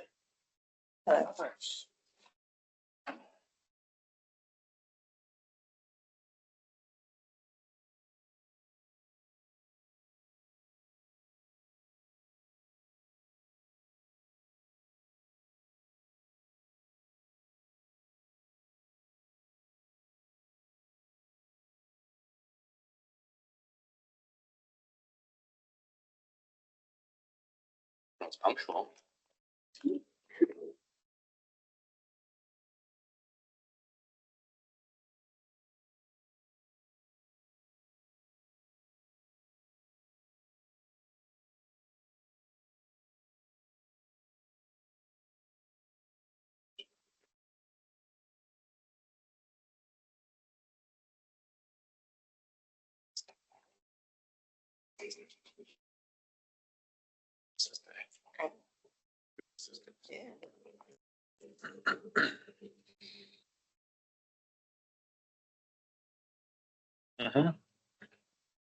No.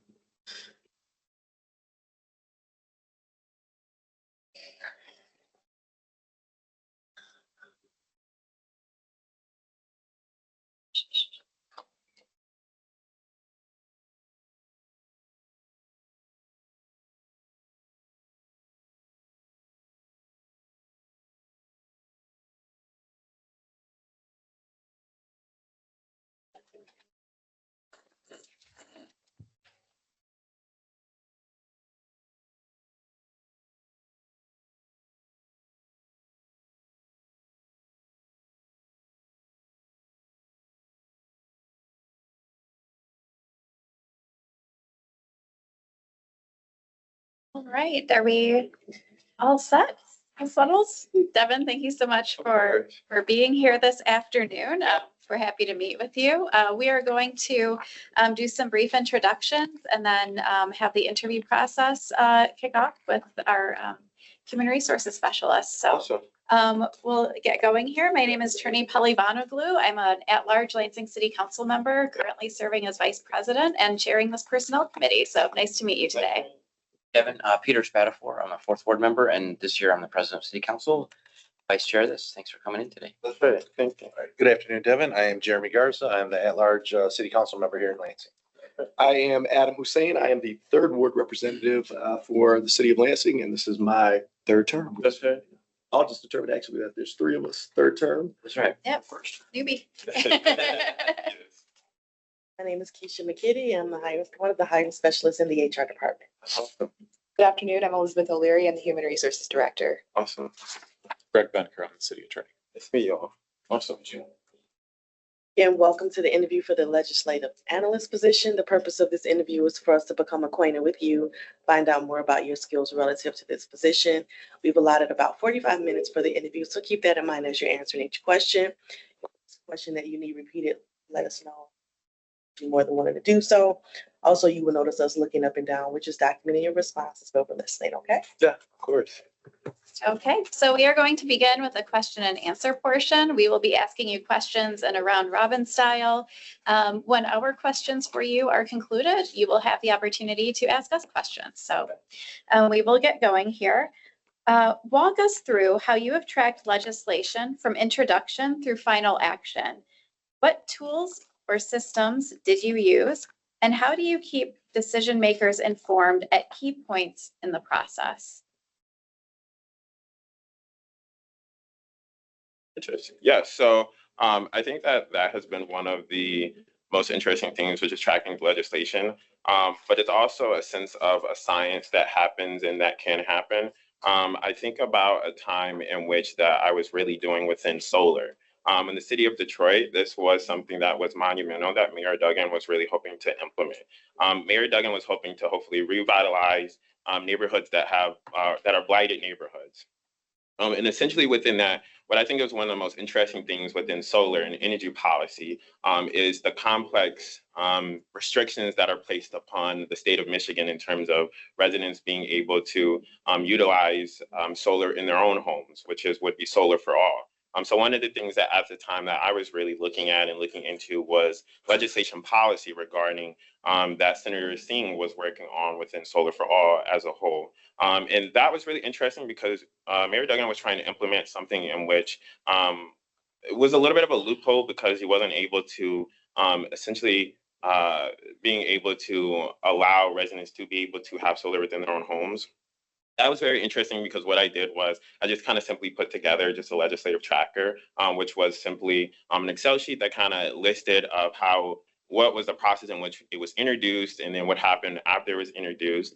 Something that I always remember is when during my time here at Michigan, I met with, at the time, State Representative Anthony. And one that I think awesome and amazing things she talked about is you always have to look at where is a bill introduced. Is it introduced in terms of in a place in which it could go to die? Which at the time I was inquiring about Representative Anthony's legislation that she had around the Crown Act. And she was telling me, well, it got introduced into government ops, which basically means it's done for, it's dead for. So I think those are all, as well as interesting things of looking at the committee process, but then equally who's introducing it, who's supporting it, who's empowering both ways.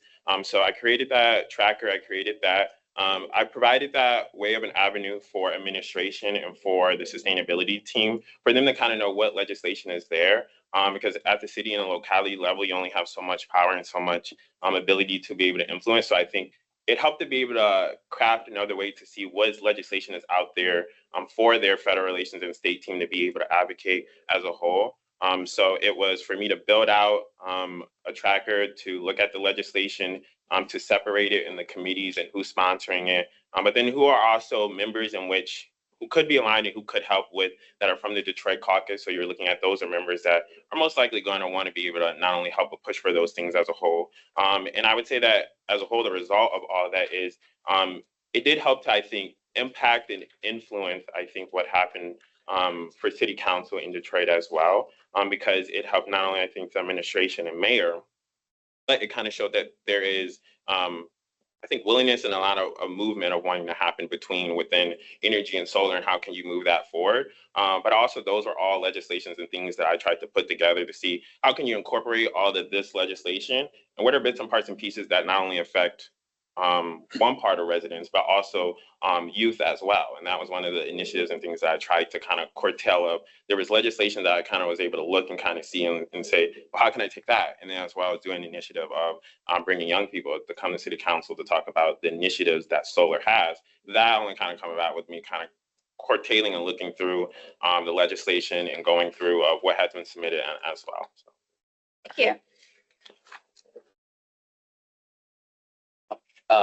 The next question, please describe a policy analysis you produced where the data pointed in one direction, stakeholder or political context pointed in another, and how did you present that recommendation?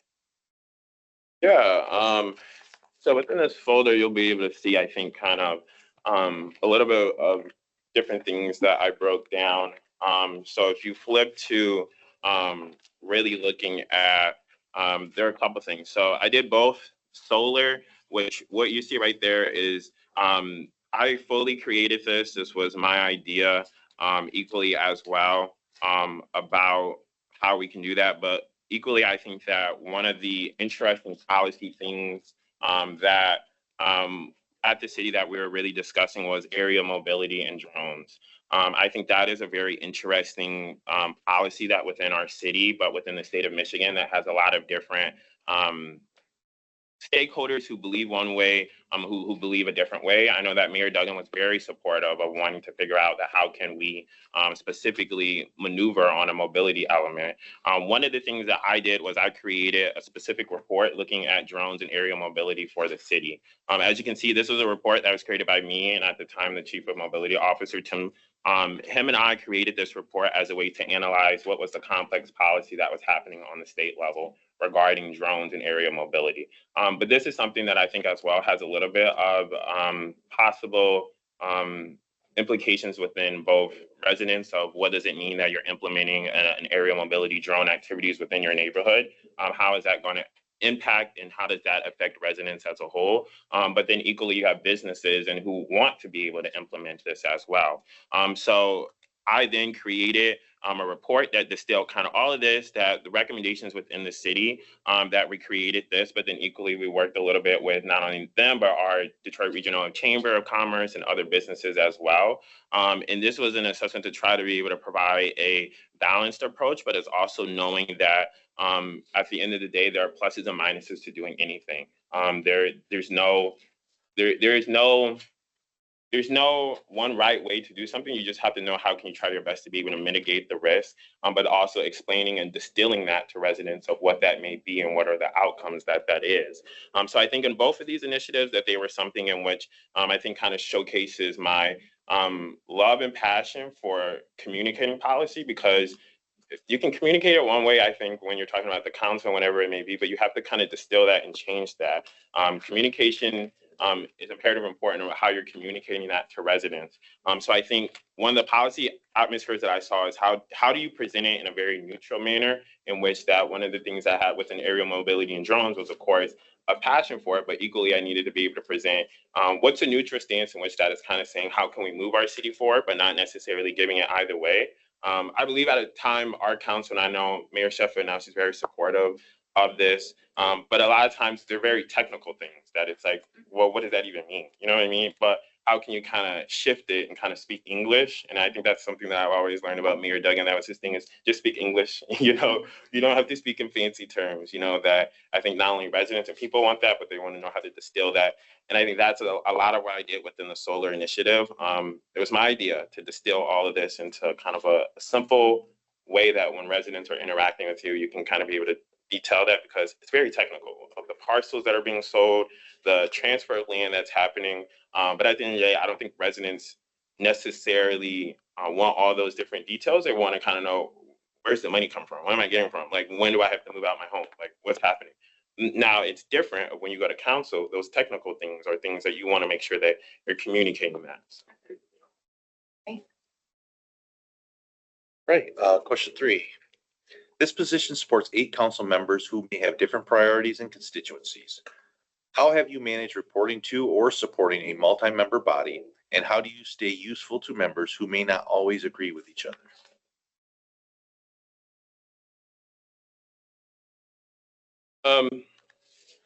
I think that what I have tried to do and what I have hindered and always wanted to do is try to provide the most neutral stance that I can in providing what are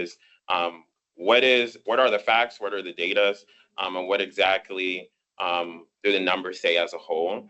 I think about my time in the city of Detroit, helping to support not only mayor, but doing policy and research for the whole council. One of the things I was helping out was our EV policy. I think that one of the interesting things with that is there are a lot of different thought process for how you assess the rate for what you're collecting at our EV locations. Each council member kind of thinks about it in a different way about how we're assessing kind of not only that charge, but how we're going about that and that development as a whole. One councilman thought one way, and then a councilwoman thought a different way of kind of like how you go about those approaches for that development, not only there. The same thing with solar. That was one of the biggest things within solar. No one thought in one way about how to be able to develop. When you talk about going into residents' homes and completely revitalizing and changing of how the landscape looks, there was no one right way in terms of, I think, about a council member thought that a development should happen. Now, were they maybe aligned to maybe mayor's initiative in some way or form? Yes, but they all don't think the same, and they all maybe have a different way they think to move the city forward. I think in the way that I tried with, even with that, of helping out with the solar initiative and things of that sort of when each council member kind of has a different point of view, and same thing with EV policy, is bringing together just the facts of what are the facts, what are the data. That's the same thing that I did with the solar initiative. Many council members had questions about what does it look like, the development, what does it look like when the home values within these homes, they will increase. But residents will be moved on from there. So, but it's looking at, well, where are the values that they're going to receive? What are the overall impact that's going to happen as well? And providing that neutrality stance that's kind of letting them know that this is what it is. But equally, I tried my best. There are policy and things that can be very technical, and I tried my best with even informing administration and council there of the technical matters that are increasing as well. But I think at the end of the day, my job, so one of the things that I say, both MSU and Michigan, is one of the coins that I helped to start at Michigan, which is empowering. I helped to start the Empower Coalition at the University of Michigan, which helped to transform really our student government there. That is really a word that I look at, which is how can I empower you all to be able to provide you the resources and the knowledge to be able to take that data and then going back to your residents and letting them know that, so then you can make the informed decision. But I think that's kind of how I'm hopefully helping you all, and would help you all to be good stewards of those information. And I'm a big guy that's a big proponent of Empower. It's something that, like I said, I created at the University of Michigan, and that I believe in even within going into this is how can I provide you that data, those analysis, those same things that I did with solar, which is I provided a whole fact sheet to council and to also at the time, Tricia Stein, who she was going in front of council, gave her a lot of information to be able to, there's sometimes very technical things. I was like, well, maybe a council member will answer, maybe they won't. And they did. But it helped to provide a very quick thing that she's just looking at and was like, okay, I know exactly what you're asking for. So if you provide that neutral stance, that at least provides the facts for you all to be able to look at it and then, okay, look at it, know it, and then make an informed decision. Hopefully that's able to help guide you. Thank you. What is your approach when you are asked to analyze a proposal quickly, say 48 hours before a vote, and the data or information you need is incomplete?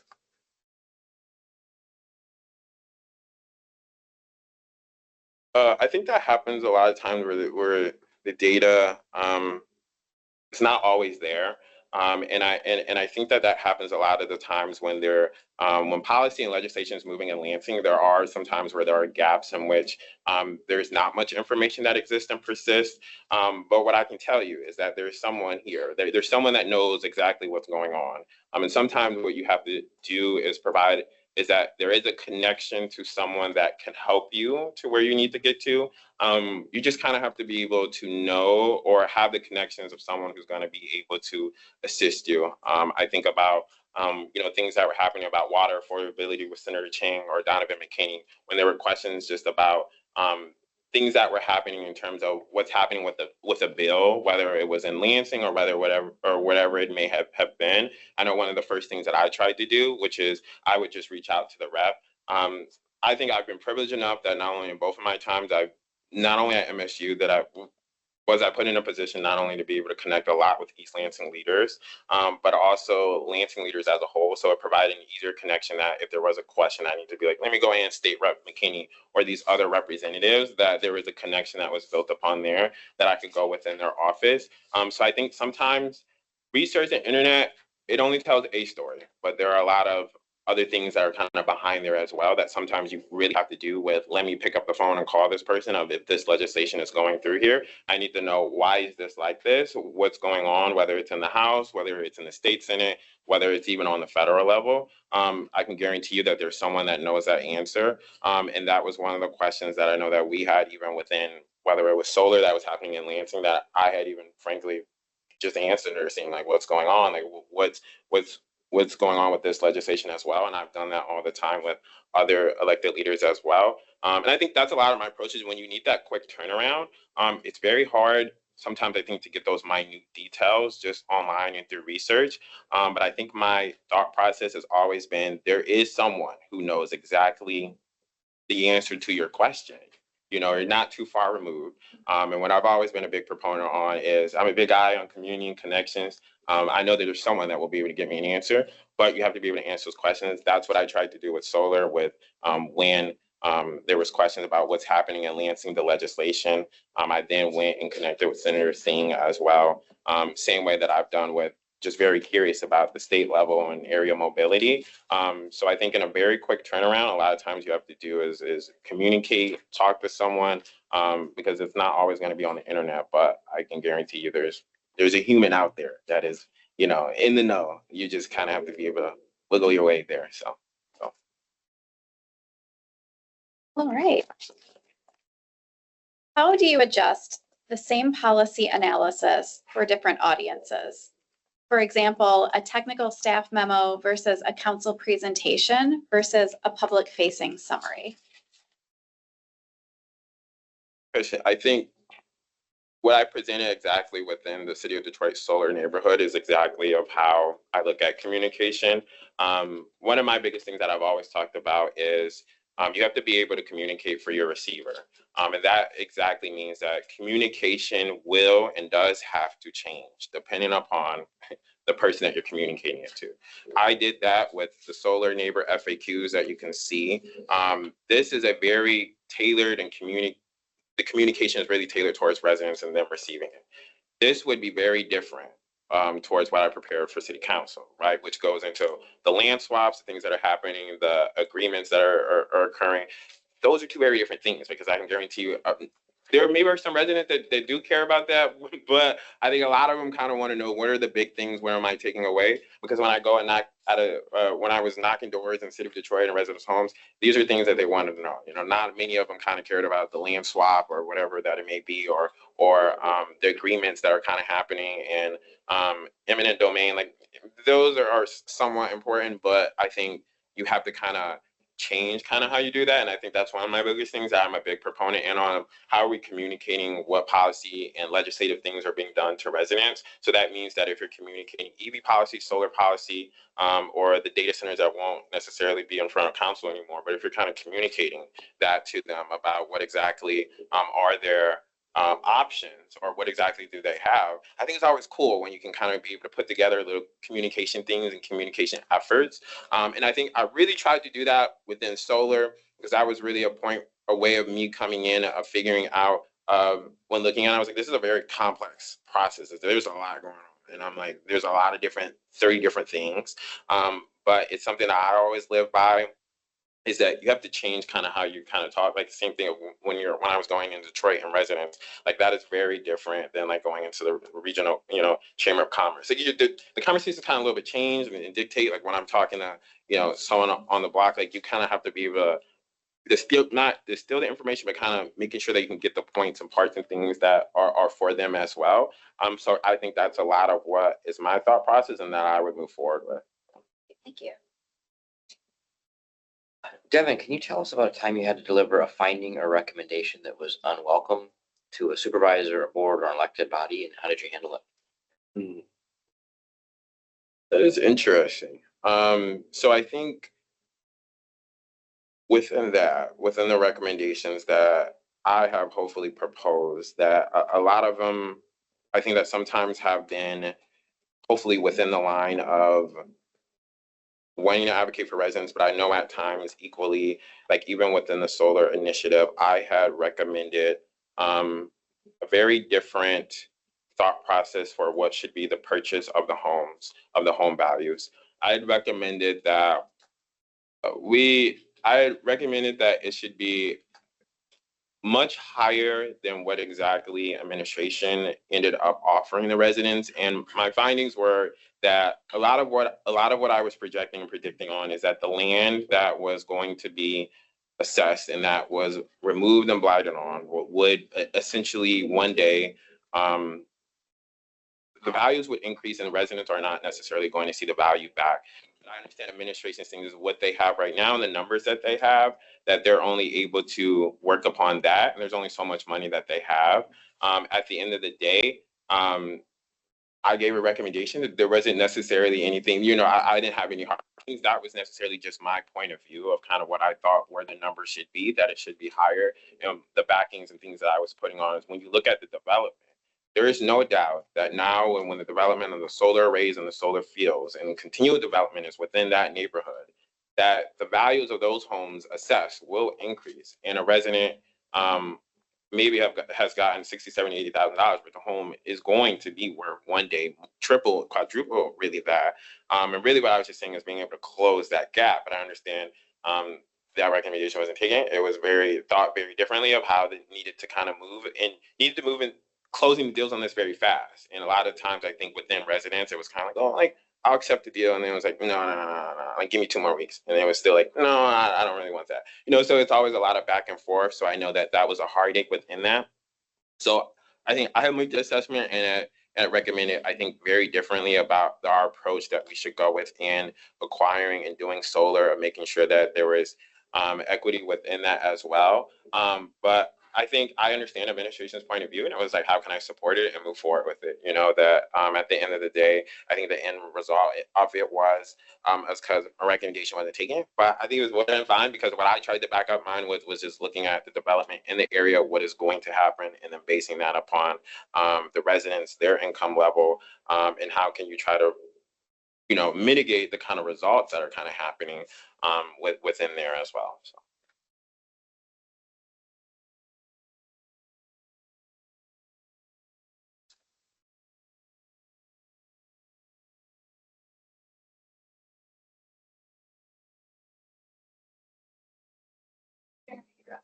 Oh, sorry. Thought it was Peter for some reason. All right. Question 7. This role requires maintaining the confidence of council members and at all times handling sensitive city information. How do you think about professional discretion when you work directly for and report to elected officials, especially when their interests and information may differ? Yeah, I think a lot of this is what I've tried to hopefully build upon within working with any elected body and any elected members is that you have to understand. I think that the conversations that you have with one member, I think you have to respect that and kind of keeping that to those conversations that you have with that member. Like that happens a lot of the times where, and even Detroit City Council, where it's like, well, I've talked to member Tate and then I've talked to member Benson, and they both have 2 very different thought processes. But I think you try to hold and garner in a lot of hearing what they're saying, not necessarily sharing that, oh, like member Tate or member Benson or member Callaway said this or said this, but how can you make sure that there's not only discretion, I think, within the conversations that you're having with each member, but there is a discretion with what the body as a whole is doing. And I think that is what we're able to see, not only in a lot of city councils, but what we're able to see that's imperative, even like the MSU Board of Trustees, when you have a member of a board in which, and I'm very good friends with Trustee Vassar, but when you're able to see in which the conduct of a board and things kind of get out of whack, it's how can you make sure that there is good relationships and good quorum, and providing that sense of that. If I'm coming to you, and it's the same thing, like I said, that happened with EVs, is that like member Benson thought one way. And then member Johnson thought very differently about, oh, like we're doing the wrong thing about how are we not making sure that residents are being able to get the value in their lands back, or like, a lot of back and forth, but which is different than like member Durhall. So it's like when you're having those conversations with each member, how can you protect those conversations? How can you empower both of them, but then giving them of understanding that, like I said, no member is going to necessarily think the same. And this is the same thing that I've said on any body, whether it's city council, whether it's here. I've seen it in both board of trustees and the regents at the University of Michigan. None of them all think the same. You know, they all have a different thought process. They all have a different way that they were able to being selected. So I think what I hopefully would hopefully move upon about is how can I support you all and being in confidence of the things that you tell me.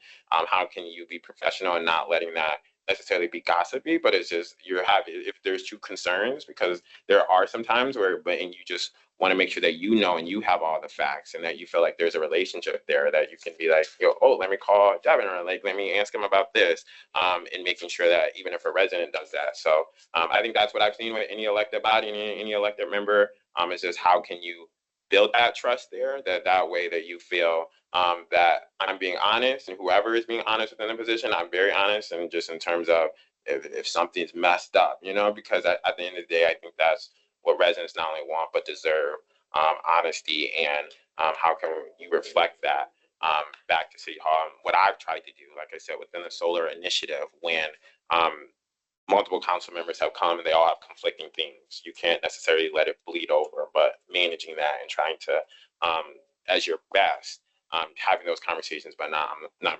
this member said this member said no, so. All right. Tell us about a situation, Devin, where you handled sensitive or politically charged information and had to decide what to share with whom and when.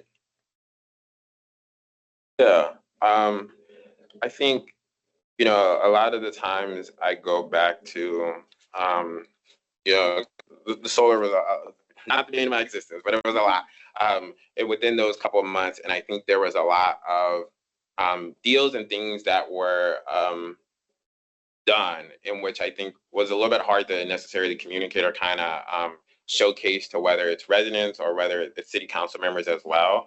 And I think the information in which the solar was multiple years long thing before it finally got the council, but there was a tremendous amount of informing council members, having conversations with them, but equally as well as working through with them about what does that mean to equally, what does it mean to implement this project? And I think that was imperative of what I tried to do within that information, is things were moving very fast and were changing very quickly.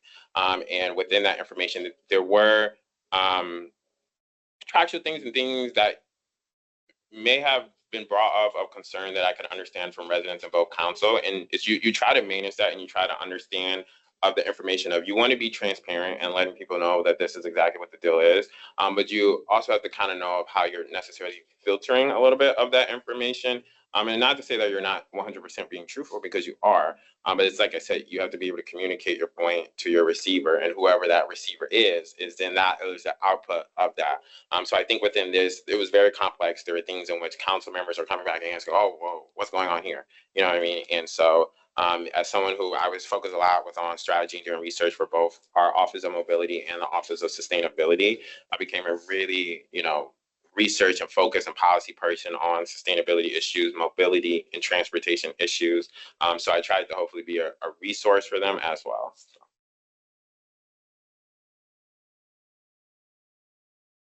Okay, we are at our final question. What do you see as the most significant policy challenge facing mid-sized cities like Lansing right now? And how would you approach building a council briefing on it?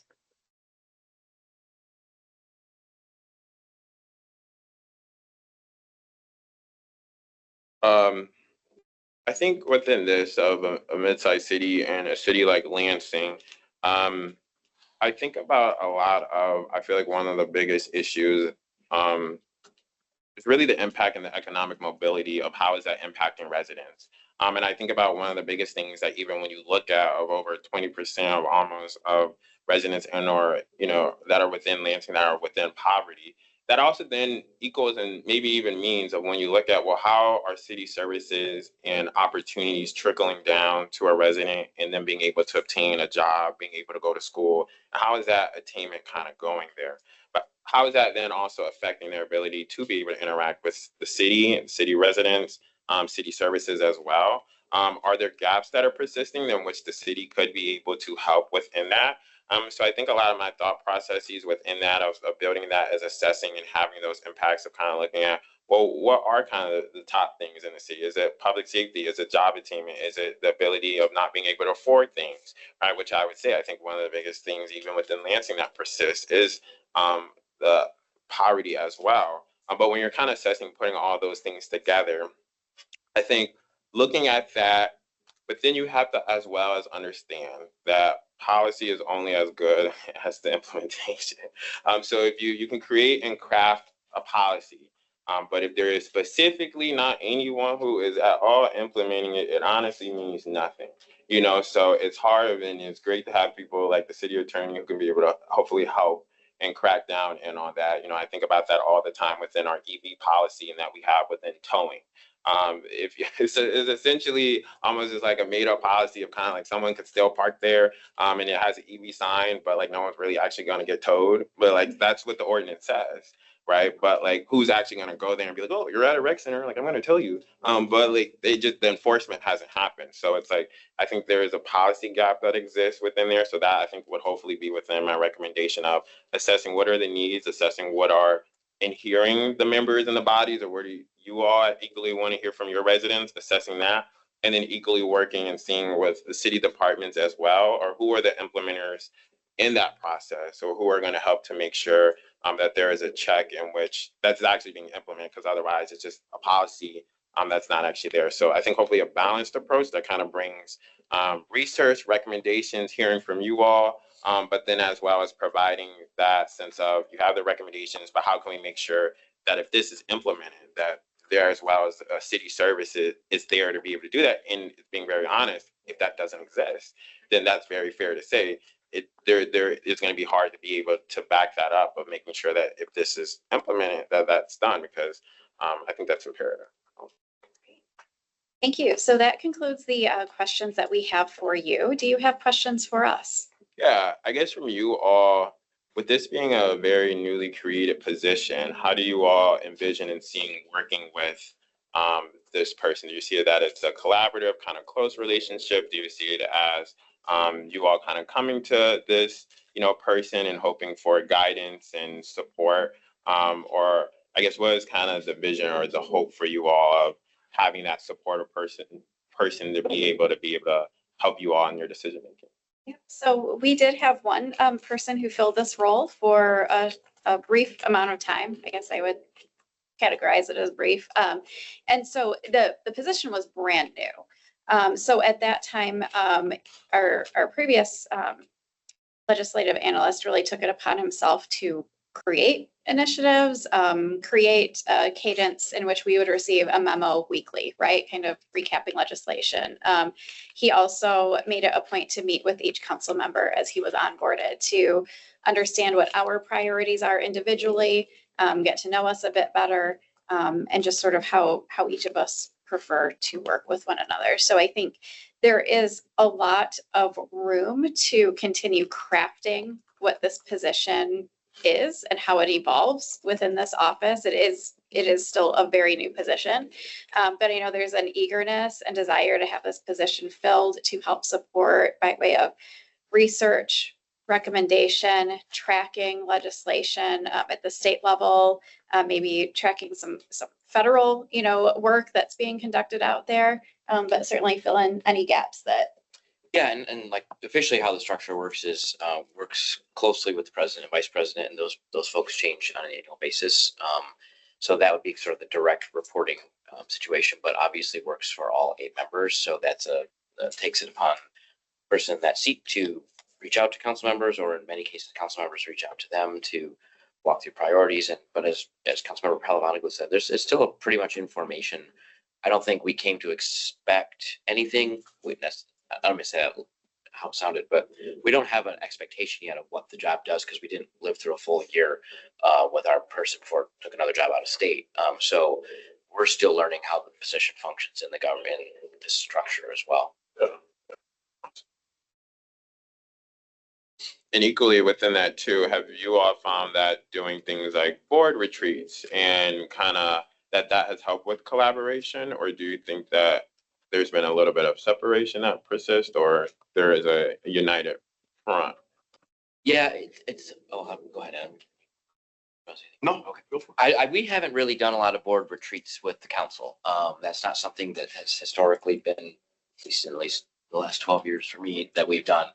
And a lot of the team building or anything like that takes place right here in the building at meetings, things like that. So Yeah. does a lot of that. Yeah, interesting. Yeah, I just say that because I know that a lot of times that each council person is very different within their initiatives and their own personal beliefs, and sometimes it's just interesting the delineation of within anything factions that can kind of form of coalitions and whatnot. But it's how can you as a council together work and move forward. And I think we're able to see that with any body, and I use my former university, MSU, as an example, because we're able to see that there's kind of like a split of that exists and persists there.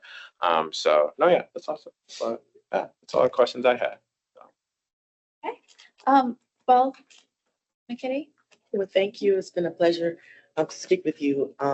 You will be notified either way what direction we go. If you have any questions before we reach back out to you, then you can reach out to me and then I'll get back as quickly as I can. Yeah, awesome. Thank you guys so much. I appreciate you. Means a lot. Yeah, you can keep that one. Yeah, thank you. Thank you. Awesome. Appreciate you guys so much. I'll walk you back. Awesome. Thank you. Thanks for coming in. Have a good day. Outstanding.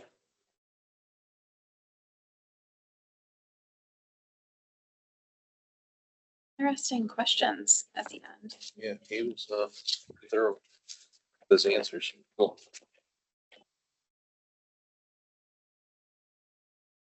I don't say how young he is, but somebody's. I assume he is my kid's age. Hello.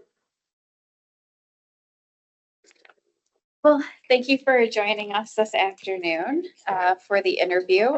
We are going to cover some brief introductions, and then we'll have our human resources specialist kick off the interview process, and then we'll follow. Excellent. So very nice to meet you. Thank you for being here. My name is Trini Pelivanoglu. I am an at-large city council member, currently serving as vice president this year and chairing today's personnel committee. Welcome, Peter Spatafor, fourth ward member and current president. Good afternoon, Latrell. My name is Jeremy Garza. I'm a city council member at large for Lansing. Good afternoon. I am Adam Hussein. I am the third ward representative on Lansing City Council. Good afternoon. My name is Keisha McKitty. I am one of the hiring specialists in the HR department. Hello, I'm Elizabeth O'Leary, I'm the Human Resources Director. And I'm Greg Venker. I'm the city attorney. Nice to meet you. Again, welcome to the interview for the legislative analyst position. The purpose of this interview was for us to become acquainted with you, find out more about your skills relative to this position. We've allotted about 45 minutes for the interview, so please keep that in mind as you're answering each question. If there's a question you need repeated, let them know. They will be more than willing to do so. Also, you will notice us looking up and down and writing, but just documenting your responses. So we're listening, okay? Very good. All right. Okay, so we will begin by asking you some questions. We will ask them in a round robin style format. So you will hear from each of us on this committee today. And after our questions are concluded, you'll have the opportunity to ask us questions. Very good. Thank you. So if you could walk us through how you have tracked legislation from introduction through final action. What tools or systems did you use, and how did you keep decision makers informed at key points in the process? Very good. I can answer that question in two capacities. As you may have seen from my resume, I have a background in government and legislative advocacy from when I was Director of Economic Development and Government Affairs for the County of San Diego Black Chamber of Commerce. I also was a member of the City of San Diego's Economic Development Department before I went over there. We make the distinction between the political side and the operations side in San Diego, so I was in operations, and there my legislative tracking functions, mostly centered in on-base. That is what we use to round council actions, policies, and anything that we were presenting before the city council. Typically that would route through a number of departments, start with the originating department, Then if there were any collaborating departments, in particular, one of the programs that I assisted in managing was the Maintenance Assessment District program. We collaborated with the city's Environmental Services Department on that one. So if there were collaborating departments, it would go through us, then them, then it would go to the city attorneys for review. And then after that, it would usually be routed for director approval and then go to council. I spent a number of sessions, meetings with city attorneys, helping to draft agreements with external partners, nonprofit organizations, and helping to get legislation over the finish line there. When I was in the Black Chamber of Commerce, most of my work centered around looking obviously at the docket to see what was upcoming on the agenda, but also coordinating with legislative offices for pieces of information, items that we were interested in getting advanced through the county agenda as well. So primarily internal systems related to city management, as well as external services related to advocating for legislation. Great, thank you. My questions next, Latrell, it's describe a policy analysis you've produced where the data pointed in one direction, but stakeholder or political context pointed in another, and how did you present your recommendation? Sure. So I usually answer this question by focusing on, I know the materials asked to bring work samples, so I did bring those as well. One of the highlights of my career so far is when in City of San Diego fiscal year 2025, so that would have been calendar year 2024, the City of San Diego was facing and is still facing a structural budget deficit of around $1 billion. And so most of the programs that the city manages do come out of the general fund unless they're allocated for an enterprise fund or another specially designated fund. And so one of the items that I advocated for when I was at the Black Chamber was the Small Business Enhancement Program, which was governed by a council policy. And in that series, it designated a specific amount of funding to be allocated each year for providing small business assistance services.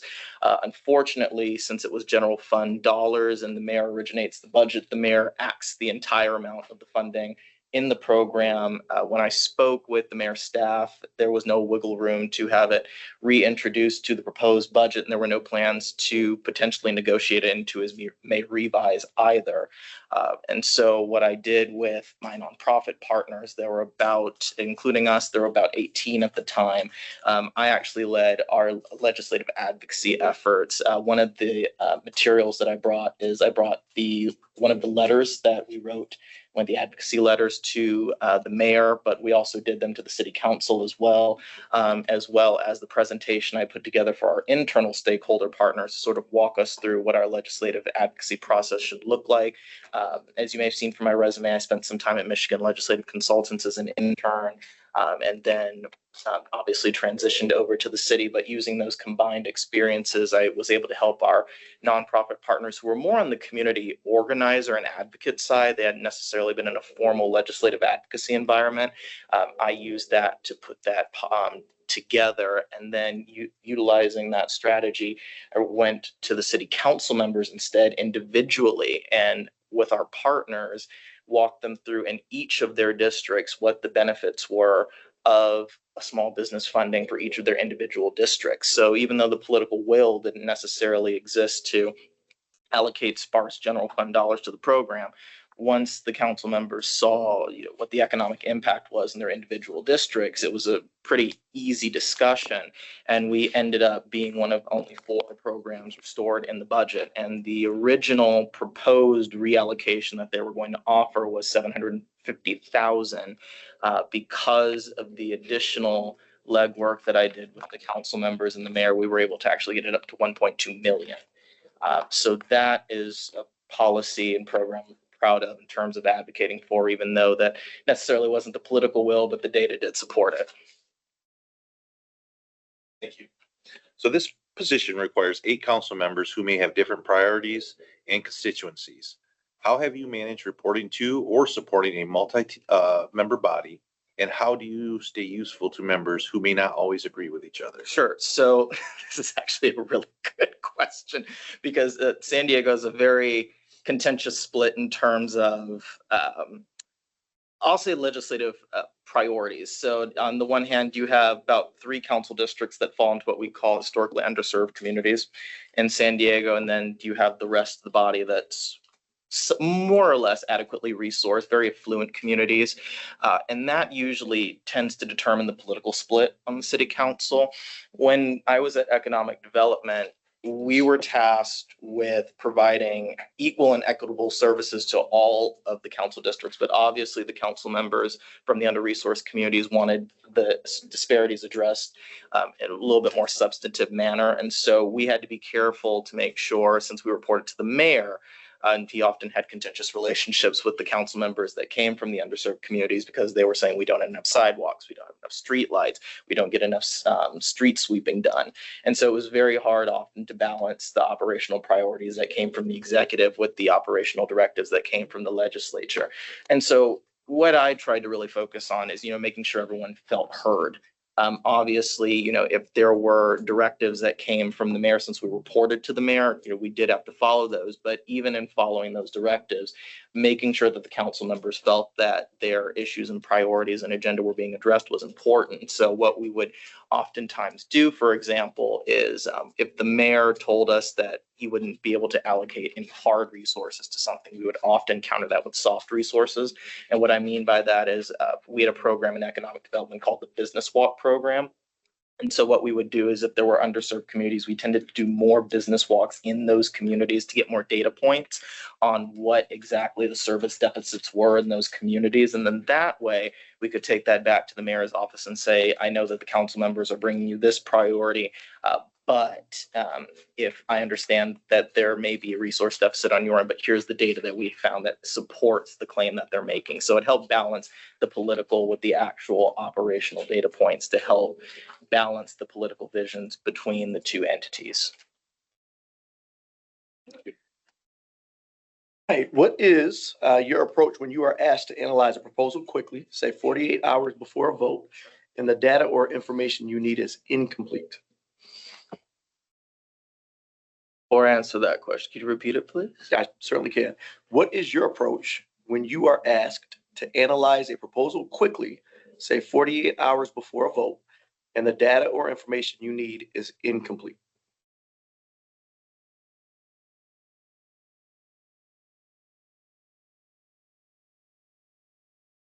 It's interesting. I haven't necessarily been in a situation where I've felt that there was a hard legislative deadline where I didn't feel like I have an informed picture of the data. And I understand that, and sometimes when analyzing pieces of legislation, there may be hard components of information that are required in order to successfully take a position on something. But what I often find is best to do is rely on historical data to see, what the data is spoken to in terms of trend lines. That way, if there isn't necessarily a complete picture in a given moment, sometimes seeing where the data has been pointing to directionally over a period of time is helpful in indicating what a particular decision may yield.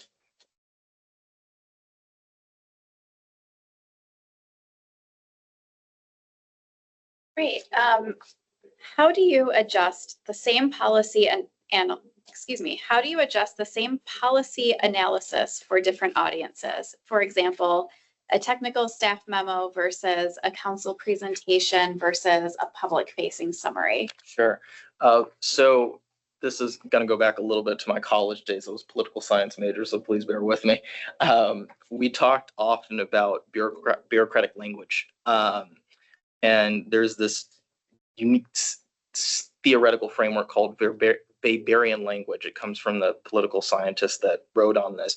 But we talked a lot about audience and how it matters. And sometimes when it comes to bureaucratic language, especially people who've been city staff, sometimes they don't know how to message for a particular audience. And the reason I bring that up is because I had to spend a lot of time presenting different pieces of information to different audiences. To give a relevant example, in San Diego, in California, we have something called the Brown Act, which governs public meeting and open access law.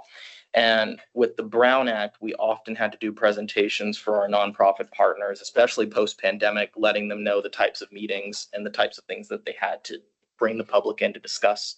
And so when working with the city attorneys, we spent a lot of time going through the language, specifically since there wasn't an allowance for virtual meetings after the state legislature decided not to renew the exemption. And so we had to coach them through what the implications were of applying the law in public context and what they had to be discussing in front of the public. And since these nonprofit bodies often had items that weren't covered just in the scope of public funding, they thought there was a lot more leeway to not have to discuss everything. And so what I had to do is I had to actually break down the law into a public-facing presentation for the general public, our nonprofit executives and their teams, and as well as more formal audiences to communicate the same language across multiple audiences. So what I find the best practice to do is look at the technical text, but then figure out how do you communicate the same points and the important points in the same message in a language that everyone can understand.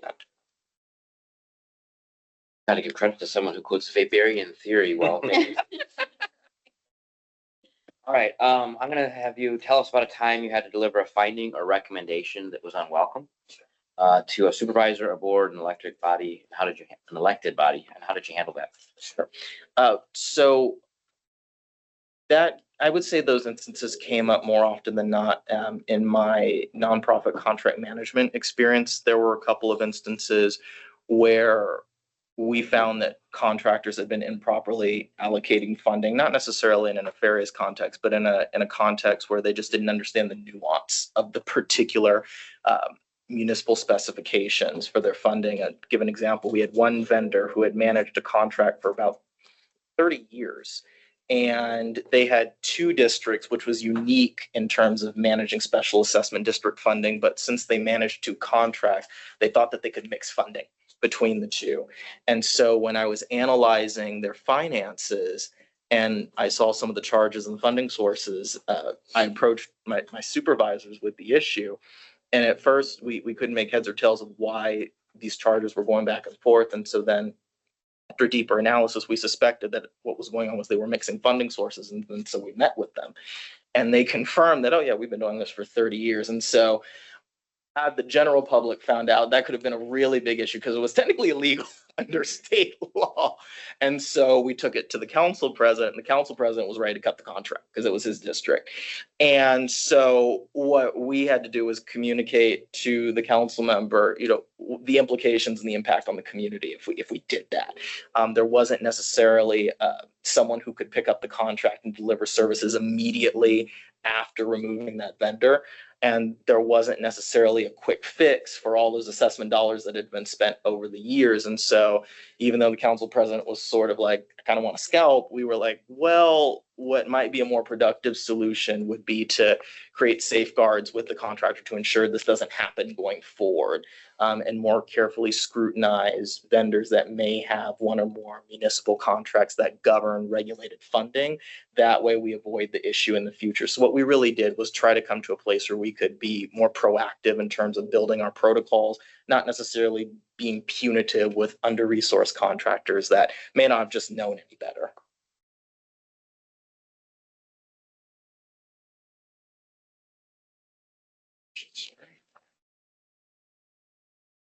Okay, question 7. This role requires maintaining the confidence of council members and at times handling sensitive city information. How do you think about professional discretion when you work directly for and report to elected officials, especially when their interests or information may differ? When I was in the economic development department, between 2021 and I'll say 2023, as we were coming out of the pandemic, we rolled out a number of programs and for small business support, but also general city services that were controversial. Some of them were council priorities, some of them were mayoral priorities, some of them were department priorities. But the challenge that we found was, and we needed room in order to really figure out the mechanics, and often that required multi-stakeholder discussions and really being able to operate in an environment where we could collect sensitive information and get everyone on the same page or opening it up for a broad public dialogue. I was one of the few representatives from a city department that was able to make it out to community meetings because we were short-staffed at the time. And what I learned in dealing with the community and messaging a lot of these programs was, especially if they were priorities for an elected official, is a lot of feelings came out because of them. Sometimes you had people that felt like we've had these disparities for decades and you're not doing something about this. Some people felt the program in and of itself was controversial. You sum it up, you oftentimes had very strong advocates, very strong detractors.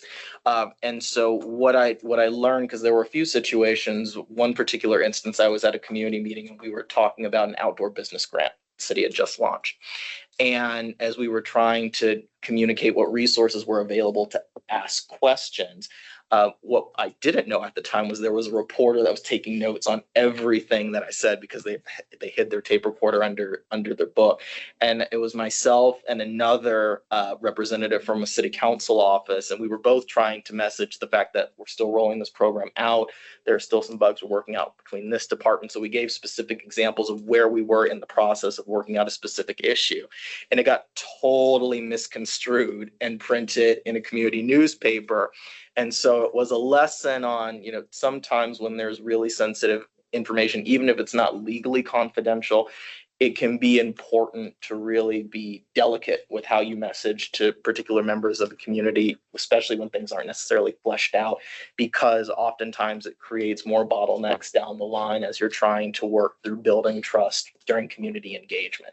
So I think a lot about confidentiality, not just in the context of what information you're obligated to keep discreet, but also what information can potentially cause harm in the sphere of public debate because programs are still being worked out, legislation is still being fleshed out, and stakeholders are still being engaged. So I think about it in multiple contexts.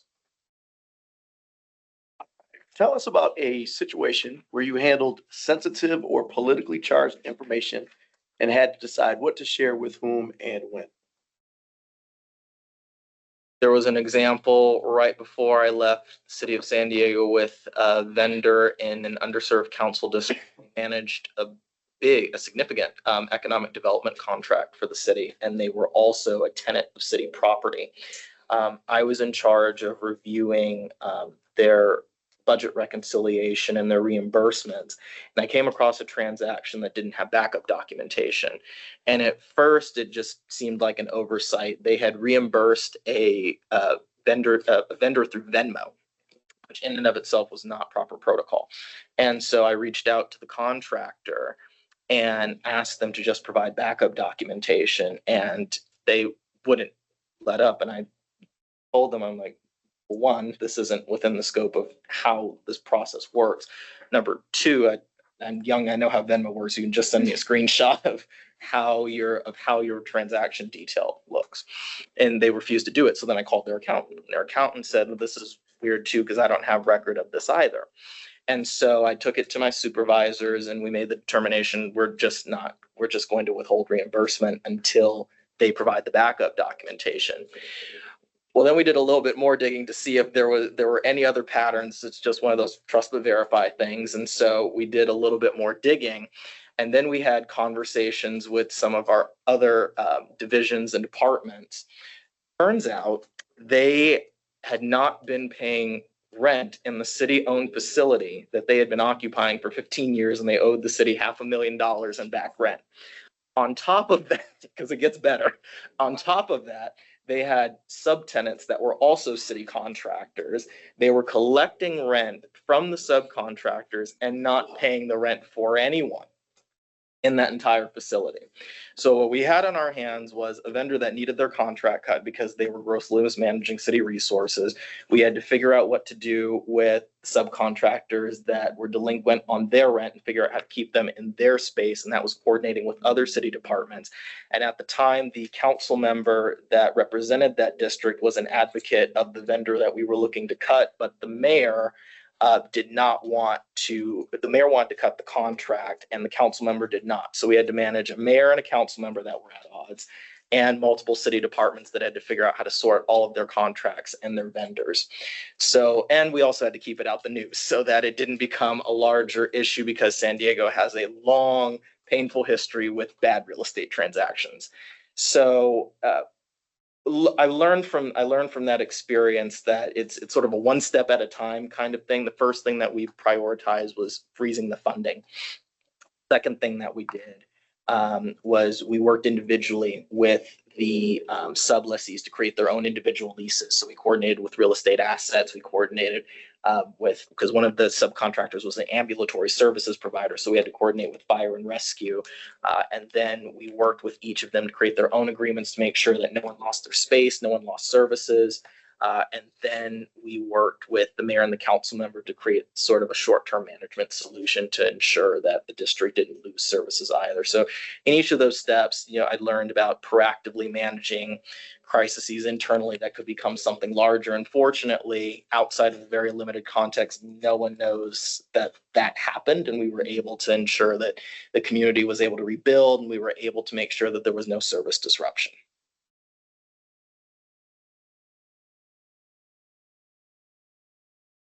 Okay, this is our last question. What do you see as the most significant policy challenge facing mid-sized cities like Lansing right now? And how would you approach building a council briefing on it?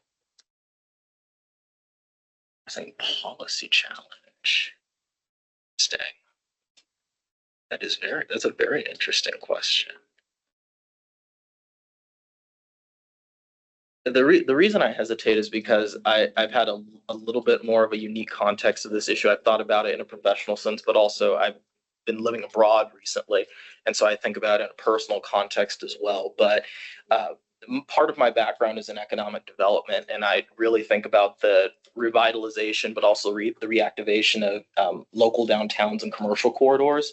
A lot of U.S. development over the last several decades has really relied on building our downtowns and our commercial corridors around office workers. And the rise of remote working has really drained a lot of economic resources in terms of those businesses' abilities to sustain themselves. It's an issue that we had in San Diego. It's an issue that's prevalent across California.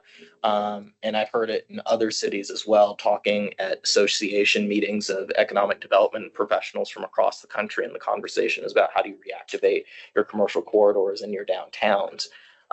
That's the most pressing, I think, policy challenge. What I find interesting about that is, in some ways, I do feel that in the US, we're a little bit behind technologically, but also in terms of theory, in terms of how we manage public spaces compared to some of the other countries that I was able to visit. And so I think that there's a challenge in terms of what are best practices from places outside of the United States. But as well as, what are the infrastructure challenges? So, for example, in San Diego, we were having a discussion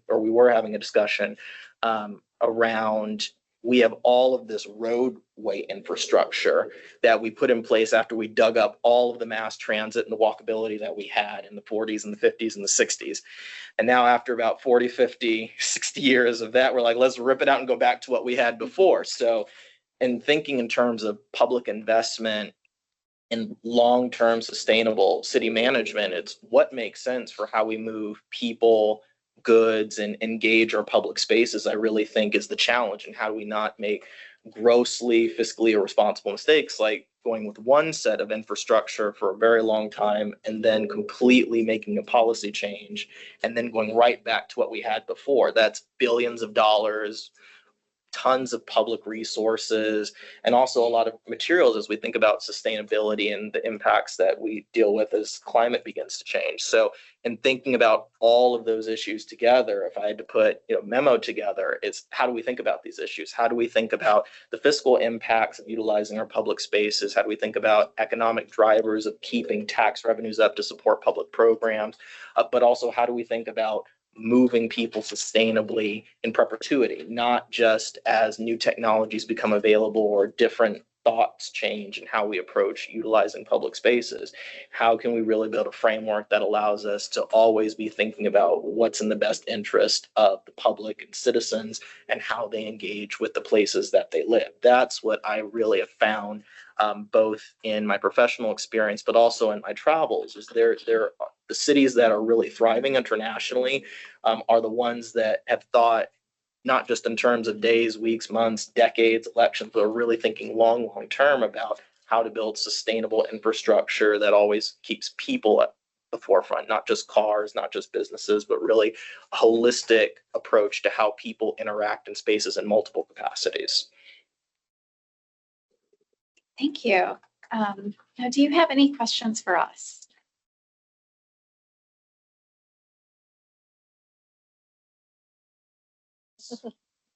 I guess one question I may have is because I know the city sits in multiple jurisdictions, a couple counties, and obviously there's MSU to take into consideration. How do you find that it's easy to manage the multi-jurisdictional aspect in terms of policy development, or is it a little bit more complex? Because, for example, in the county of San Diego, we have 18 cities, and then we obviously have the county government. And sometimes there can be some policy conflicts between administering mental health services, administering homelessness services.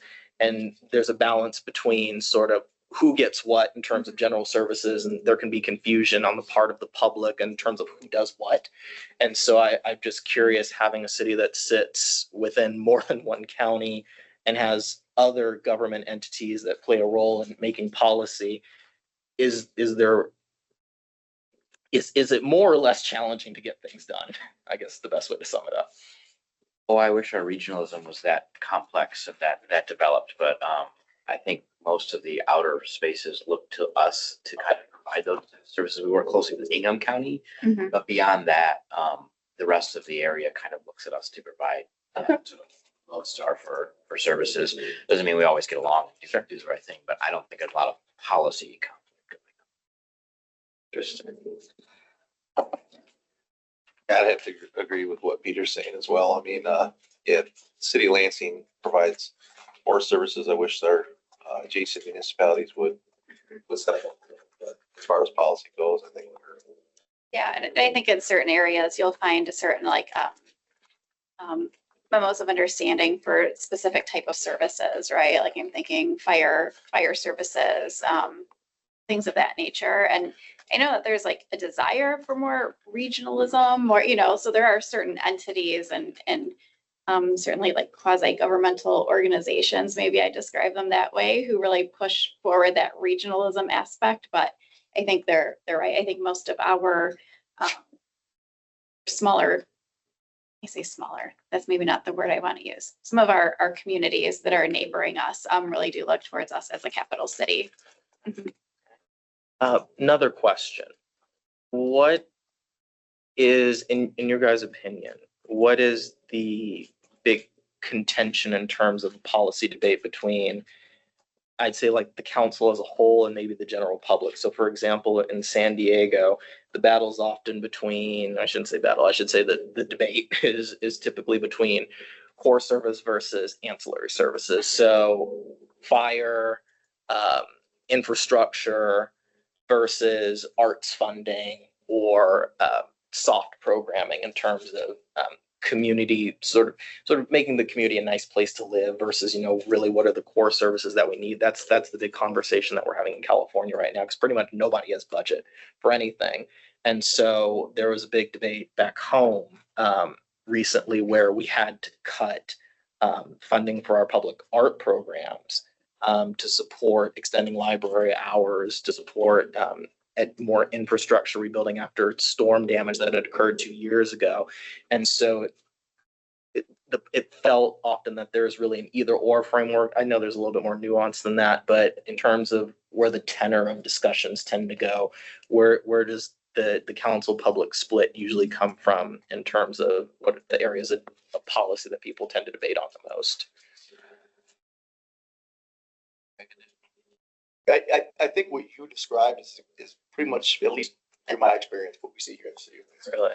Yeah, absolutely. And so we have, folks, whether it be, when we're visiting neighbor associations, or folks that are coming up to the podium, or obviously articulating what they want to see out of their representatives in terms of priorities. So we always talk about budget being a reflection of priorities. And so you have a huge contingent that wants us to stick to the basics, right? The police, the fire, the public services, the parks.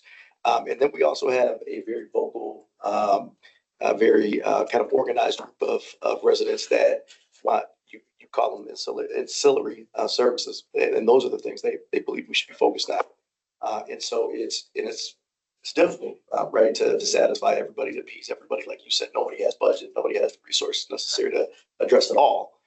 So then the question then becomes, how do we center people? How do we center fiscal responsibility, health of city services, with public sentiment, right, about certain things? So it's difficult. It certainly is. It's a matter of scaling too. I mean, we don't have $1 billion in budget total, let alone $1 billion deficit. So it's a little different scale. Sure, sure. No, excellent. Very good. Last question, just being respectful of everyone's time. I know obviously there's the standard questions that you ask all of the candidates, but really what are you guys looking for in a candidate for this position in terms of, really what are the in terms of acumen or skill sets, what are you really looking for to get out of this position? Sure, and we've said this to a couple candidates a couple times. We're looking for someone who is motivated, curious, and self-driven. This is a position that, while technically supervised by council leadership, the president, vice president, works for all 8 folks. We'll be 9 people next year. So there's a lot of different plates in the air. There's also the component that we're not around full time. So it does require someone who is a self-starter to take care of their work on a day-to-day basis, to check in, to report back. Each of us has a day job, so that complicates things. And there's an entire city to learn about and understand. City council offices. So I think those are the main characteristics that we've talked about today and throughout the interview process. For that. Any other questions? No, that's it. Thank you. Okay. Thank you, Latrell. It's been a pleasure to speak with you, and you will be notified either direction we decide to go in. If you have any questions before I reach out to you, you can reach out to me, and I'll get back as quickly as I can. Excellent. Thank you very much. Thank you so much for coming in today. Thank you. Appreciate it. I will walk you back up front. Could you ask that question once more? Sure. I would like to know if we had some people that that applied on Friday before the posting closed. Are you all interested in putting another date on the calendar, just in case there are applicants you are interested in considering? Any feelings from the committee on additional applications received? I'll say that I'm comfortable with 3 of them out of 5 so far. So. Yeah, we've got some really good candidates today. If we can't come to terms today, then we can. We have I think we've interviewed a strong pool of candidates today thus far, and we have 1 interview left to conduct. Is there any rule or policy that binds us to reviewing those additional applications that have come in over the weekend? But just for equity, since we didn't close it until Friday, we want to give everyone consideration. So if nothing more than you reviewing their applications to see if they meet the basic minimum qualifications. If you don't feel they do, then we can move forward. But if there are some people that qualify, general rule is to review them. Is Friday a holiday? No, that's just the date that we set to close the posting originally. It came in after it closed. Nope, it didn't. Remember, we started interviewing. There was one particular entity that we posted with, I think that was on a different timeline than Well,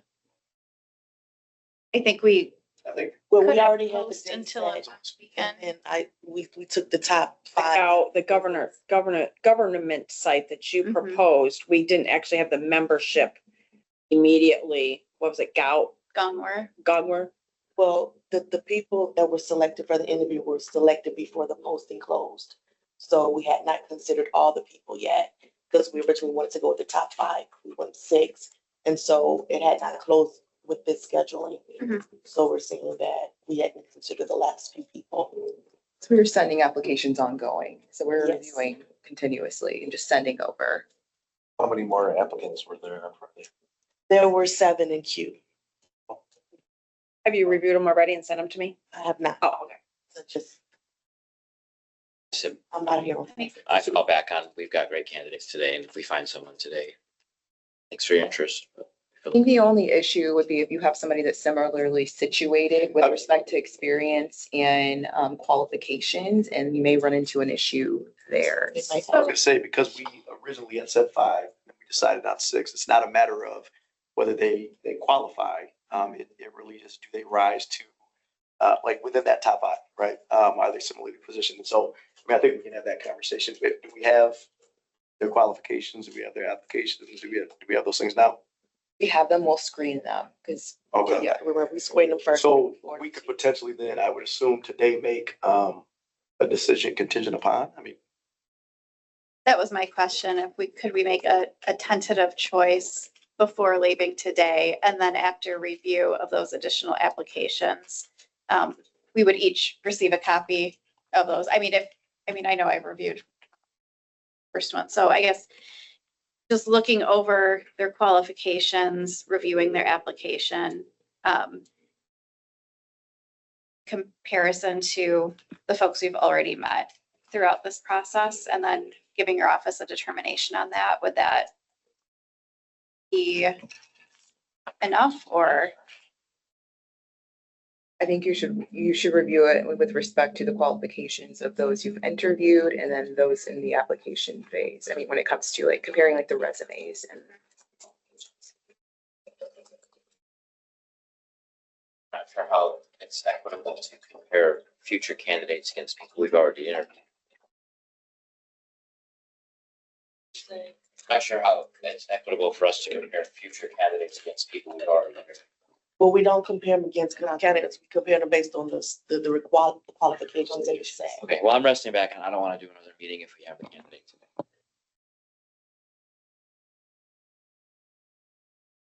See Greg smiling. I think it makes sense. I think if that was a concern at the outset, we should have been told that before we scheduled this meeting today. I can't speak to that. The thing that I'll say is that, well, I think what's everybody's trying to articulate, that there's no problem in discussing the candidates that have been interviewed so far.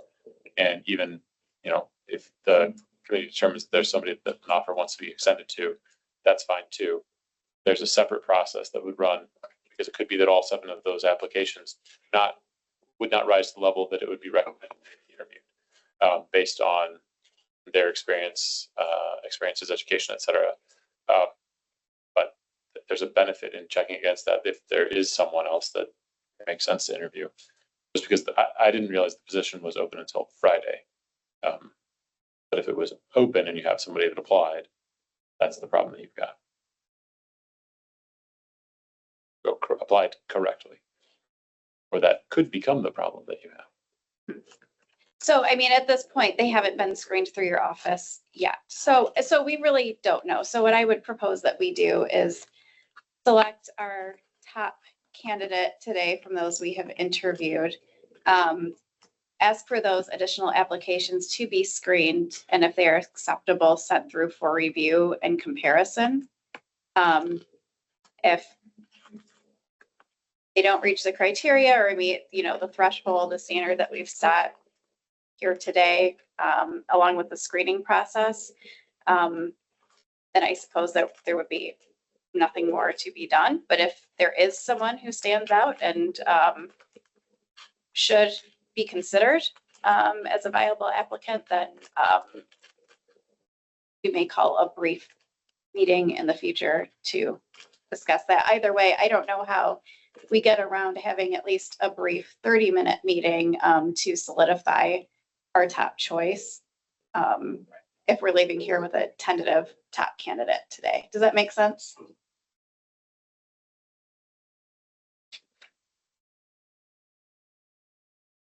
do we know how long it's gonna take for you guys to screen those?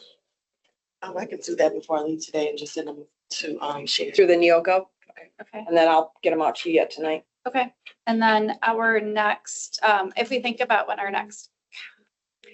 The 22nd, and there's nothing before that. DMP is actually ironically the opposite Mondays this month, so. The next meeting is June 22nd. So is there a desire by the committee to wait 2 weeks or meet briefly in the interim? I know there are, I'm assuming some travel and vacations on deck, so, And Adam's gone all next week. right. Peter's gone. We'll meet the 22nd before Cal. Tentatively,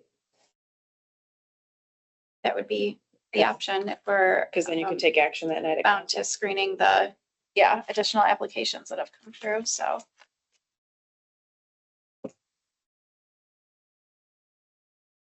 Yeah, the 22nd, I have to be in Detroit that morning. I don't know how long it's gonna be, but maybe push it.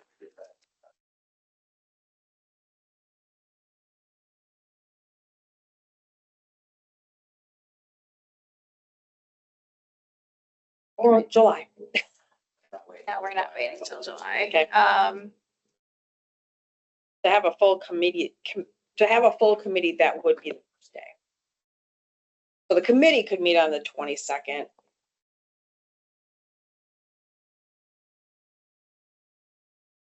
If they like want action that same 5:15 or night. something. We start at, Yeah, I don't like the idea of waiting 2 weeks to tell someone they don't have a job.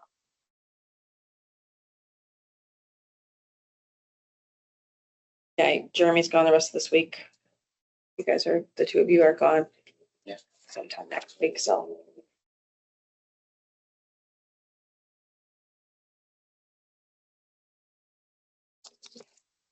you would be able to make a final determination with 3 members though, is that correct? So if 3 of us were able to meet and just solidify the choice, is there any feelings on that or issues if we could arrange that sooner rather than later? Tomorrow morning. Yeah, if you do it this week, it's without Jeremy. Next week, no Adam, Monday or Tuesday, and then.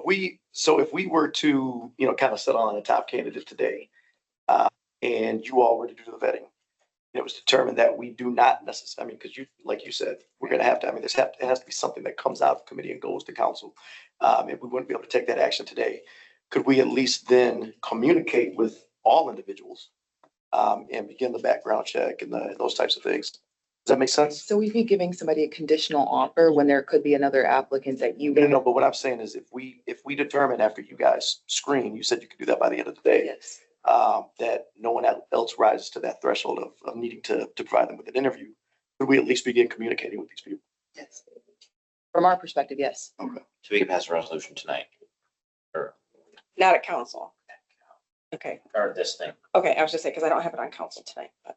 Yeah, sorry, I forgot we have to meet tonight. When you say. But That's actually not what I meant. What I meant was, because I don't know that, it sounds like we can't, or we shouldn't. We're being advised not to approve a resolution offering somebody a position out of this committee today without the screening. So what I'm saying is, if you guys were able to screen, if we have a deliberation in terms of, okay, this is the crap that was in front of us today, this is who we like, this is who we would be willing to offer this person a position.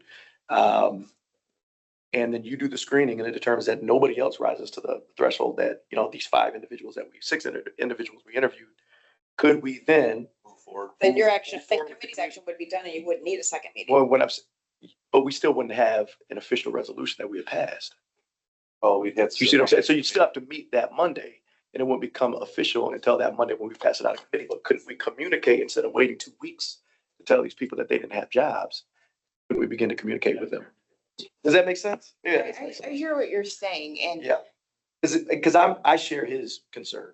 Matter of fact, the reason why we're meeting today is that, with the closing on Friday we wanted to make sure that this was as efficient of a process as possible so that we weren't losing good qualified candidates. You know what I mean? And I guess I got one question too, since we originally talked about taking the top 5 and we went past that to 6. But you're still recommending that we should look at the other ones after the screen, even though that we went above and beyond the 5 and went to 6. Yes. Because there may be somebody that's similarly situated with respect to resume and application. And if you are giving opportunity to these individuals, you need to give opportunity to the others.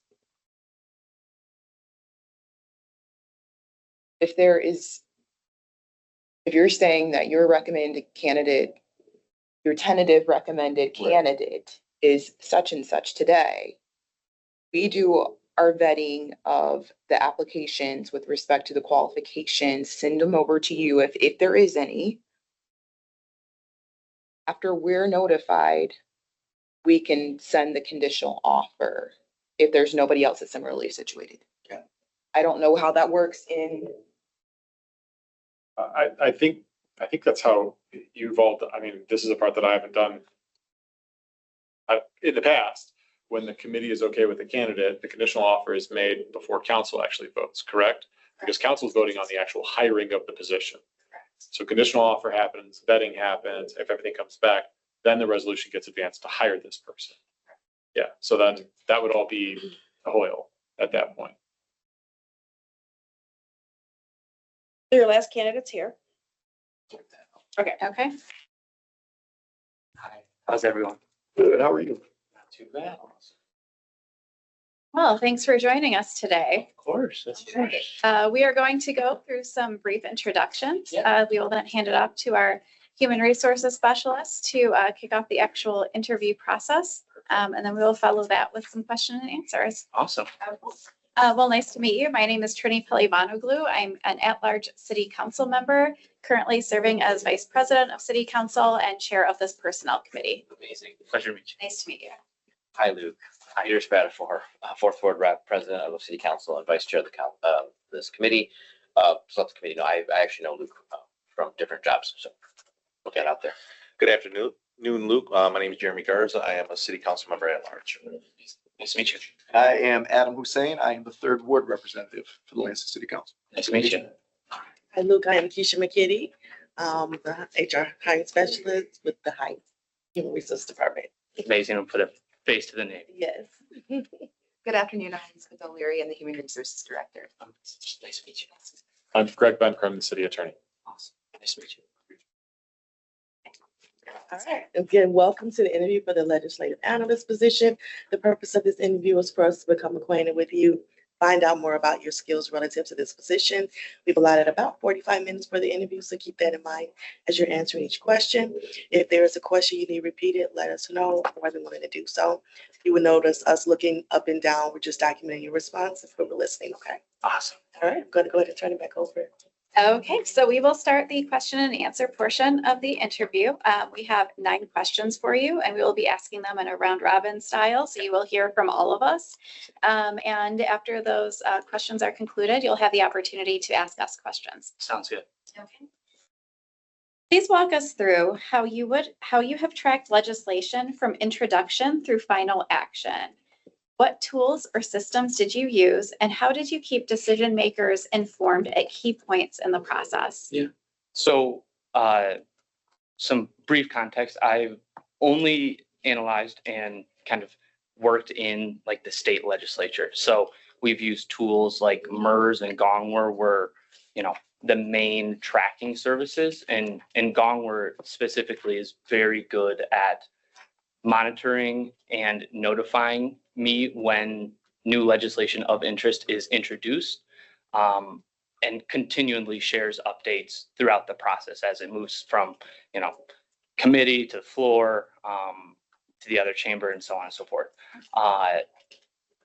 However, things slip through the cracks. And so what I do is, every Friday we do legislative reports for various clients, and I'll look through the recently introduced bills on the legislature website. So going straight to the source, and just kind of scanning it for subject areas, sectors and industries that affect our clients, and kind of take it from there. I think notifying from us, whose job it is to actually know what's going on, have a finger on the pulse. We have better prior context than maybe our clients and other stakeholders.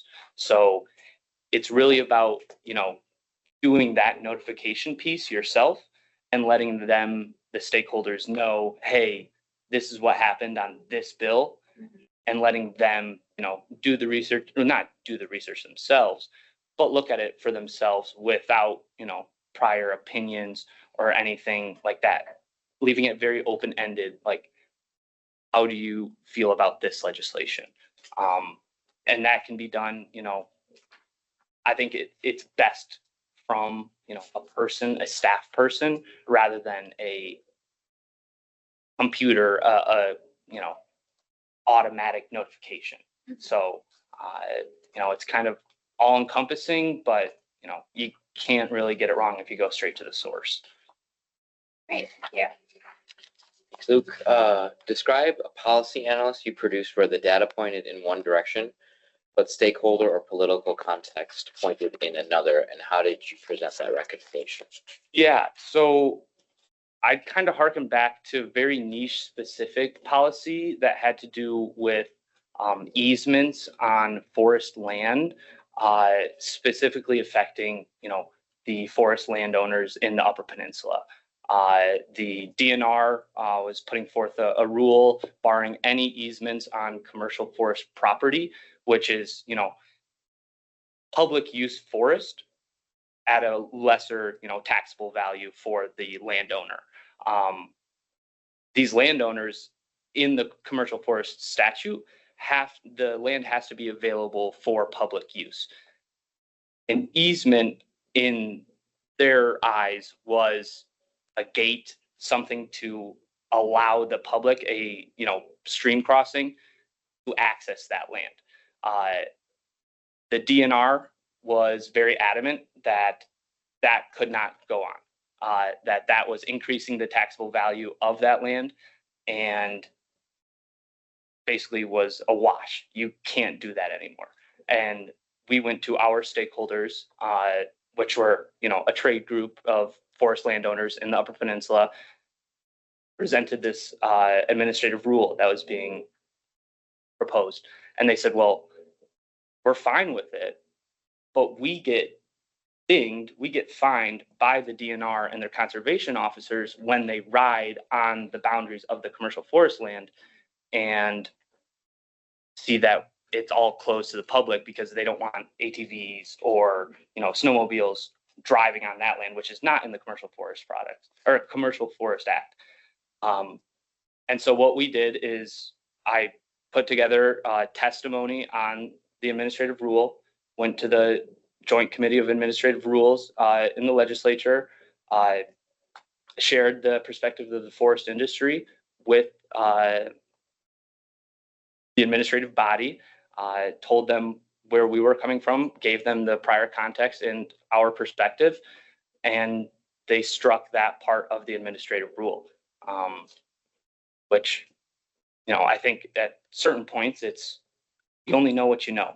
And when you learn something new, it can vastly change your perspective. So this position supports 8 council members who may have different priorities and constituencies. How have you managed reporting to or supporting a multi-member body? And how do you stay useful to members who may not always agree with each other? Mm-hmm. I think both personally and professionally, people look at me as objective. I think I'm blessed, but also cursed in the fact that I look at all of the facts presented and I give you an objective analysis. Or in, a personal sense of things, I give you what the facts are. A lot of people live in a reality of opinions and what they think and what others think, and they kind of let opinions and feelings dictate their actions. I'd say that doesn't really apply to me at all. And I present information factually. If you don't like what I am saying or what I am presenting, it is probably because you have a disagreement with the facts and the metrics and maybe the reality of what things are. And so from that, it's, okay, do you want to change the reality and introduce like measured steps to do that? we can have that conversation. But for the purposes of what you asked for, this is that. And I really have no problem kind of standing where I sit in that of like, hey, this is what it is. And that's happened countless times. Thank you. Yeah. What is your approach when you are asked to analyze a proposal quickly, say 48 hours before a vote, and the data or information you need is incomplete? Well, I think the biggest thing is if there is incomplete data, that it does not lead to kind of paralysis of making a decision. What I think this position would be, is supposed to do is to present all relevant and available information to the council members, whether that be 48, 24-hour notice, as soon as possible. And if it doesn't exist, it doesn't exist. But does that information exist, but looks a little different in a separate municipality? Can I draw comparisons from, this policy that was enacted in one municipality, but is being, considered in a separate one, and kind of make the through line between those two? And is that helpful information? It's really about presenting what you have and, including the disclaimer, hey, this is not available, but, in places X, Y, and Z, that wasn't the roadblock to passing this ordinance or whatever that may be.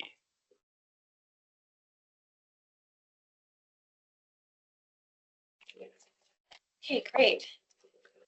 How do you adjust the same policy analysis for different audiences? For example, a technical staff memo versus a council presentation versus a public-facing summary. So I think this harkens all the way back to high school. And speech class, you have to know who your audience is. For council members, I would give you as much information as possible. That's what I believe it takes to make an informed decision. You have to be informed on, all aspects of the decision, from like the conception all the way to execution. For the public, you have to go in, and this is from my personal experience, assume that they know nothing. And so if it's something that's very heavy and detail oriented, it's about making it light and very easy to read. So maybe they don't grasp the like very finite details about this policy, but they can see a title and summarize it at a certain point at a high level. So they know what it is that they're looking at, not so much where they have to read an essay, that sort of thing, to understand what you're trying to do. Because a lot of times it's about, intent over, a flashy title or something like that. Okay, thank you. Can you, Luke, tell us about a time you had to deliver a finding or recommendation that was unwelcome to a supervisor, a board, or an elected body, and how did you handle that? Yeah, there's a couple of those. I'll take just a specific example, not really related to policy, but one related to a startup that I helped run and get off the ground. It had to do with it was a cooperative for log trucks in the Upper Peninsula, and you can get into that if you'd like to. But for prior context, we spend about 15 to 10% if it's bad on transportation costs. They spend around 40%. So there's this great need to lower fuel costs in the Upper Peninsula. We have that demand side, and then supply side is the company that I was working with and the co-op that I was working for. They want to make money and be successful. So we had my supervisor on the co-op side wanting to raise prices as much as possible. We had the suppliers, loggers, truckers who wanted fuel as cheap as possible. Well, it was I was the person who was in charge of fuel purchasing, setting the prices, all that in conjunction with my supervisor, obviously. I had to go to my supervisor on multiple occasions saying, hey, I know you want the price to be this because we can go up to this because our competitors are well above that. We have a mission to deliver the cheapest fuel possible to our truckers and loggers when they need it. And it was about separating myself personally from the decision that was being made. It was about what is best for the kind of institution, and what is going to, align what we're doing today with where we want to be and where we want to, or what we want to be known as. So it's really about separating, self from my work. And again, with that, I'm very comfortable standing on what I say, standing where I sit, if I know it's grounded in the right things.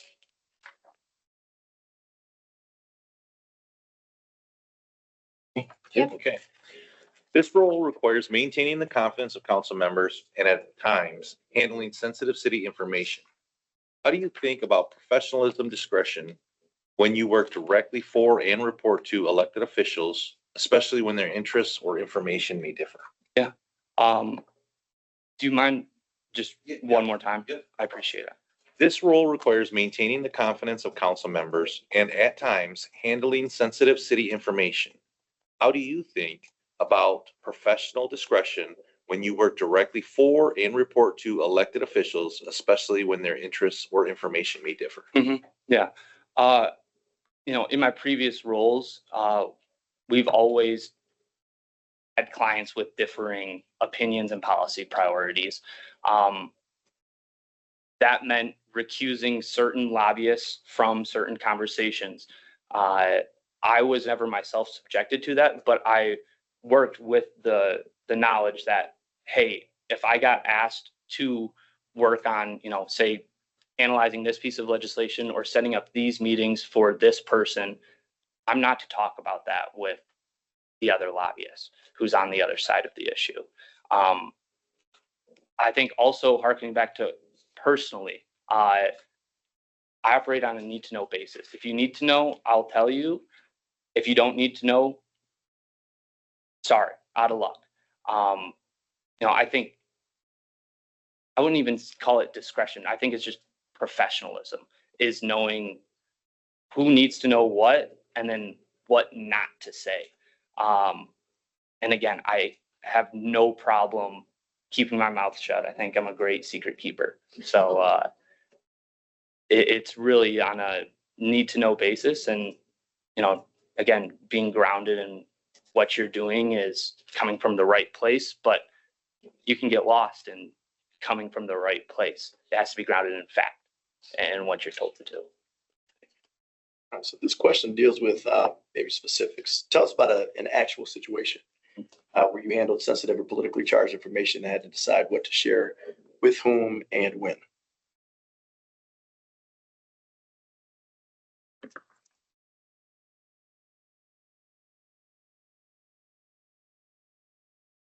So I knew about Mayor Duggan's dropping out of the governor race at 8:30 a.m. that I think it was a Thursday. Prior context, I found that out from a previous employer who has is very close with the Duggan team. And I like to keep my relationships, positive and healthy where they can be. And that was something where, I obviously report to a different boss. I don't think that they would have appreciated me sharing that very sensitive, very private information with anybody beyond myself, because it just puts others in a bad spot. In that instance, I didn't share anything. And, you know, that's usually where I fall kind of on that spectrum of, you know, you'll get friends. I'm sure most of you have them where it's like, oh, be ready for this, or, oh, I heard something about this. I don't do that. Again, if you need to know, you'll know. And sometimes that won't come from me, but if you need to know and it has to come from me, then it's going to come from me. But again, I don't really do like little hints, little secret hints. Yeah. Okay, this is the last question.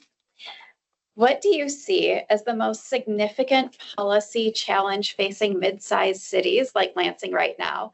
And how would you approach building a council briefing on it? Yeah. I think the biggest, I think maybe Lansing is unique, but not really. You know, I grew up in Hazlet, but I've worked and lived in Lansing 6 years now.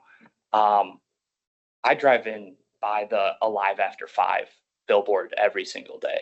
I've never known Lansing to be alive after 5.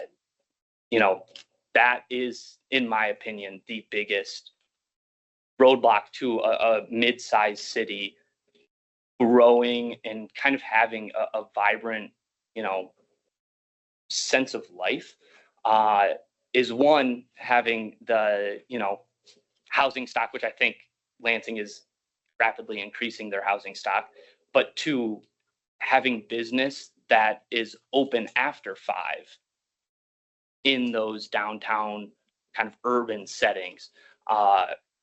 You know, I think there's a lot of other places in Michigan, other municipalities that have done that you can, you know, drive through at 6, 7 o'clock at night, and their downtown is, you know, has the lamps on, has maybe some Christmas lights running from lamp to lamp.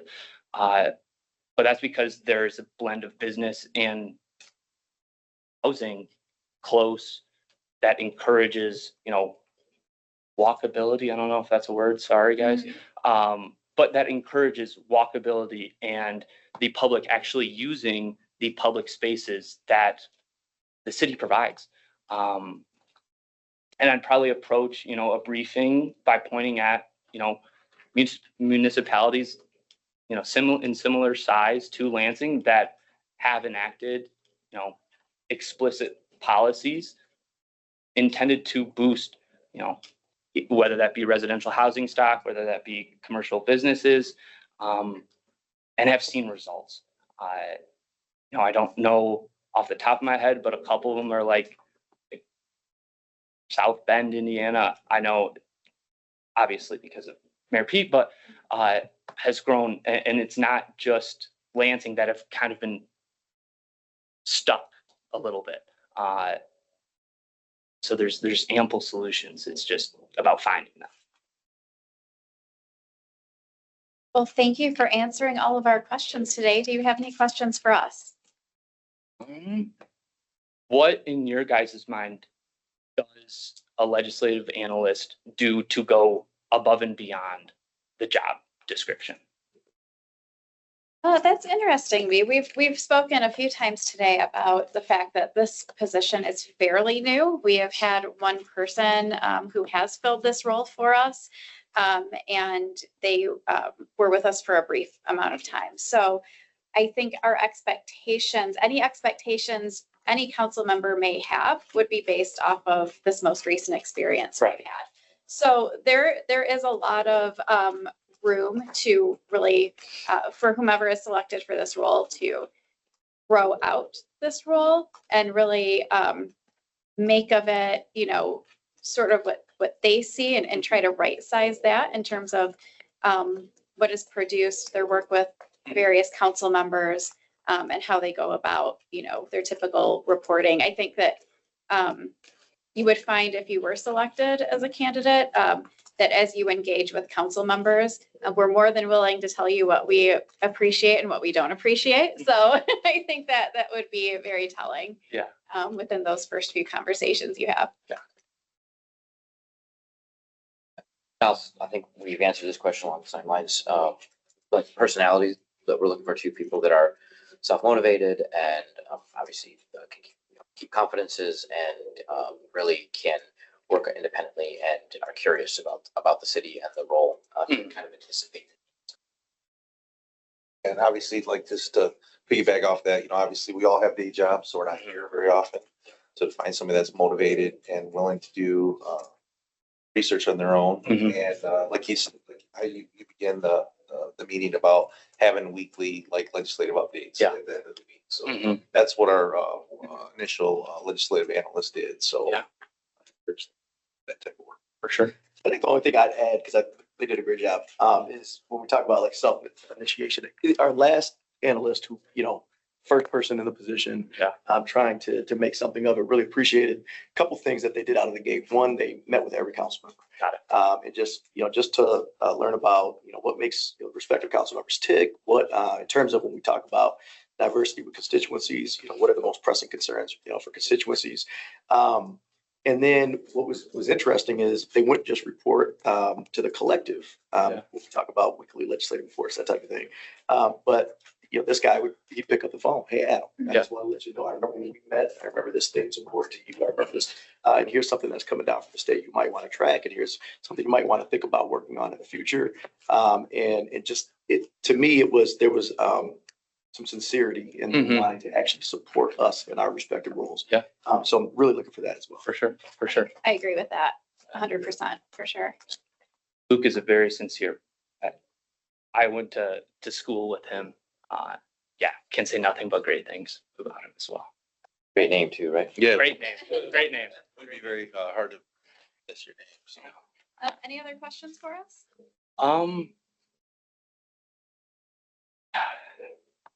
I guess, out of personal interest, what I saw the budget was passed recently, so congratulations to that.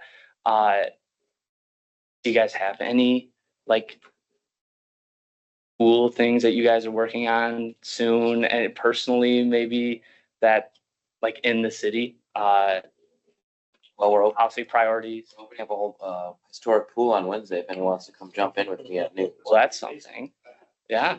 Yeah, I'm most excited about backfilling this position because Luke, the predecessor, the other Luke, he's sorely missed. I mean, it was one of those situations where I hadn't had that experience of working with a legislative analyst in this role until he was onboarded.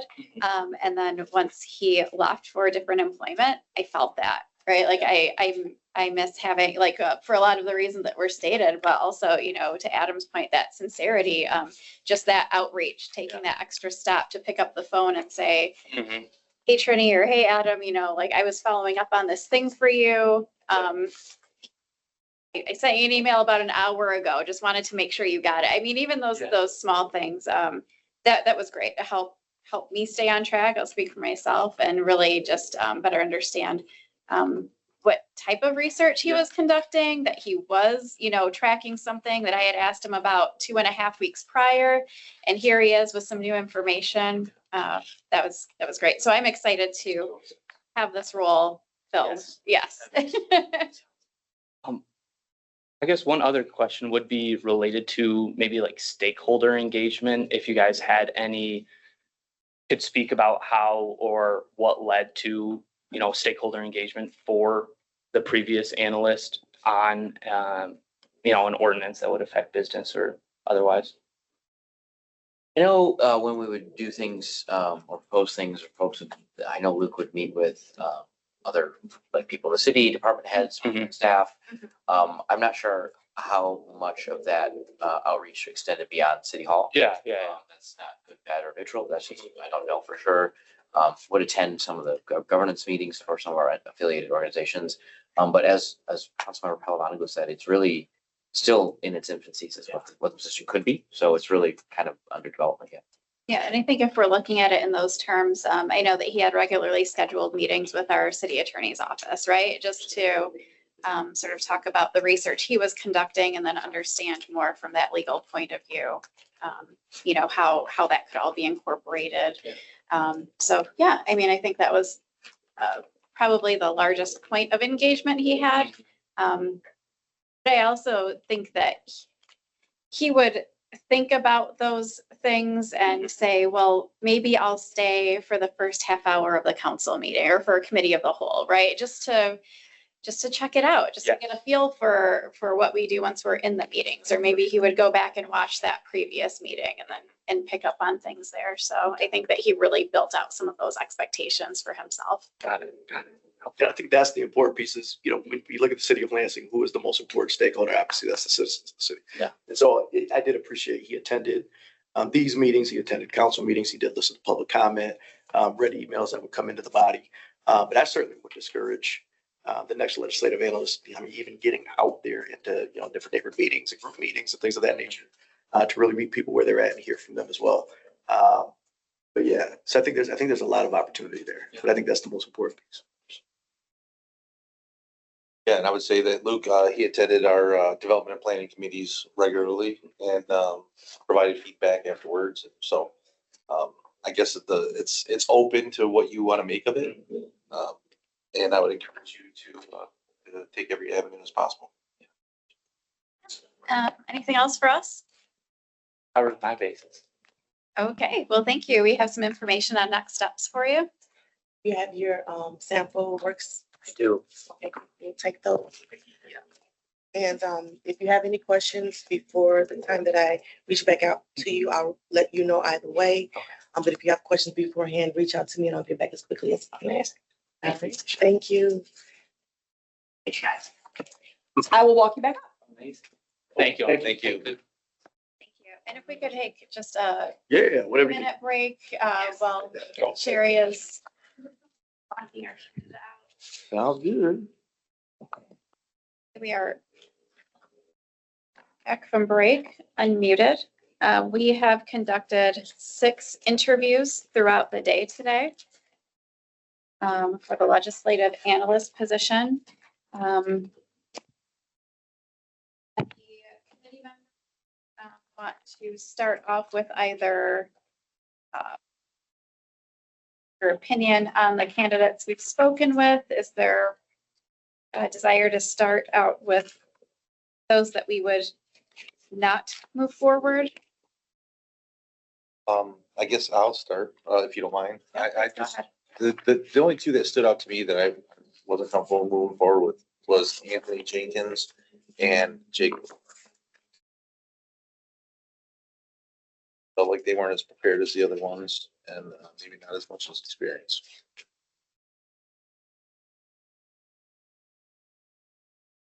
I guess if you're just looking for just Sure. a comment, I concur.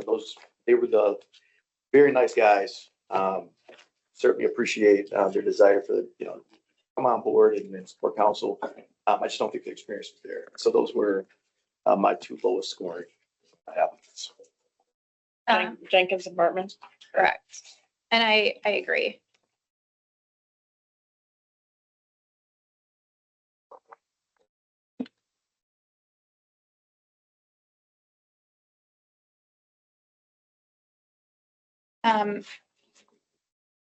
I will say throughout the day, I did have our initial interview ranked, you know, but he interviewed very well, Ian Connolly. But as the day went on, I think there were other candidates who rose above that initial interview in terms of their experience, their acumen, how they said they would work through the role in the position. So for those reasons, I am also going to place on my list to not move forward Ian Connolly.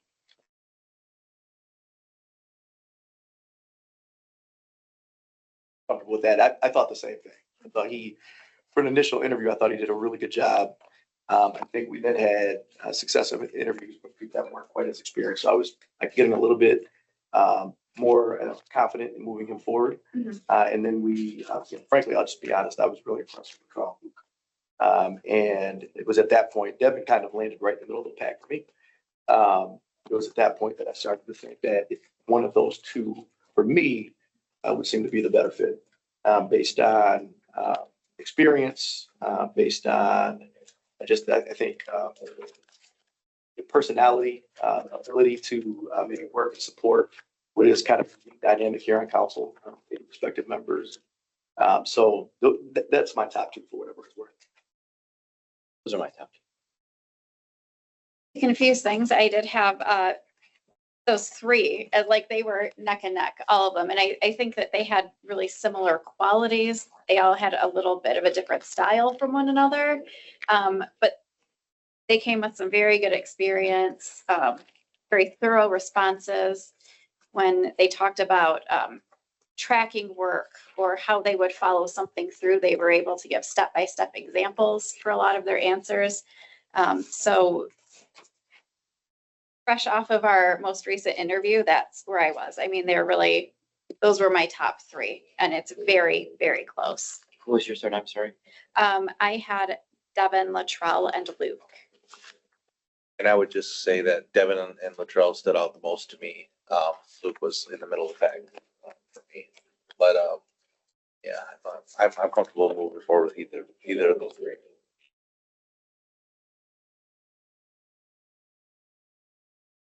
Well, since we're meeting again, is there any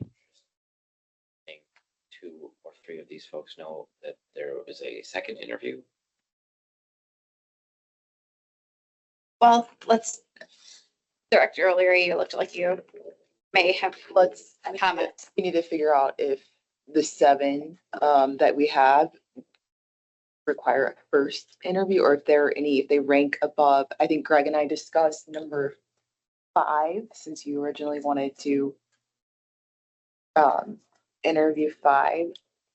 But we can do second interviews, but we need to make sure there's no first. My thought process was scheduling June 8th to be a personnel committee meeting where we could potentially interview 22nd, excuse me, other candidates for a first round. And then also that day, a second round interview for those that we've selected today. Then that would Keywords one student keeps our. that could potentially create an additional meeting if the first round interviewees on that date may deserve a second interview. So Creating just, a real process. yeah, I guess my opinion would be that we take what we have. I mean, these initial interviews, if we determine that we should offer an interview to another candidate, that would be their first interview as well, and then make a final decision after we've interviewed all of the candidates that we would have liked to speak with. Does that make sense? Would this committee be, and I don't even know if this makes sense to you, but would the committee be comfortable with making sure we understand who absolutely we're not interested in, allowing the department to communicate with them? But then also, if we have, as an example, a top 2, if we're not ready to make a decision from this batch today in terms of who our top candidate is, maybe that can be communicated to those 2 or 3. That like, this is where we're at in the process. We have to take a look at some of the folks that came in terms of equitability, but we should be absolutely making a decision on June 8th. It's to let them know where we are. What did I say? June 8th. That's today. Geez. I did that. So it's been a long day. When does this video go live? Not until we've made a final selection. Right. If I'm comfortable with letting 1, 2, or 3 people know that we're moving forward, then we got to do what you just said. Right. As long as HR is comfortable with that. I just don't like the idea of waiting 2 weeks without telling them something. Correct. So we can send the regret letters in the next few days to the ones that you're dismissing. And then we could also send something saying that the committee is still deliberating, you're still being considered. So, and we will be in touch on the 22nd. Is that when we've decided? I think that's the only date available that we have to meet on this. Yeah. Again. Is it inappropriate? This isn't my world. Is it inappropriate? Because I just always think when, as an applicant, I like over communication. Is it inappropriate to do all that, right? This official communication, but then also have office staff make a phone call to like the top two? And just say, hey, we want to let you know, here. I don't know. I want them to really understand we're very interested. We have kind of a unique situation with those applicants coming in, or applications coming in last second, the screening and the equitability piece. And because of that, we as a body just can't, you know what I mean? We're governed a little bit differently, I think, than. So What are the issues with that?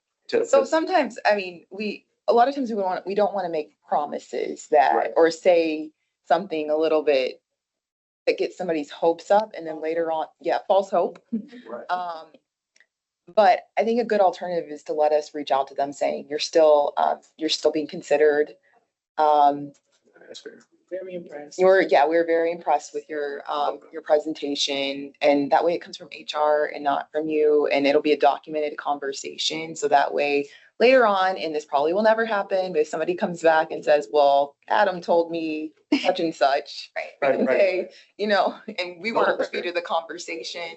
I appreciate that. I am very comfortable having your office handle all communication to any applicant so that we don't jump in the middle of some plan that you have, or, the appropriate way to work forward, like just to mitigate some of those risks, right, in the future. But I think that's great. And at least if there could be a communication, letting them know they're still in contention for the position. It's going to take a bit longer than we anticipated to make a final determination, something to that effect. But I think something is better than nothing, just to let them know that they're still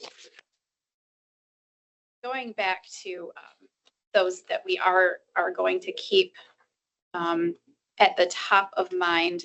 I would like to narrow it down to 2 if we can. For those reasons, I will say I was impressed with those 3. When I'm looking at some of the notes that I took, I see that both Devin and Latrell had municipal experience, as well as some broader experience tracking legislation, reporting out, being in tune with what municipalities may need, as well as keeping themselves informed of what's happening at the state level. I also noticed that Devin gave some specific examples about Lansing itself. I mean, things that if you're not necessarily paying attention or reading the news, like you might not know those things. So I appreciated that from his interview. So I think for myself, I think Devin and Latrell rise to the top.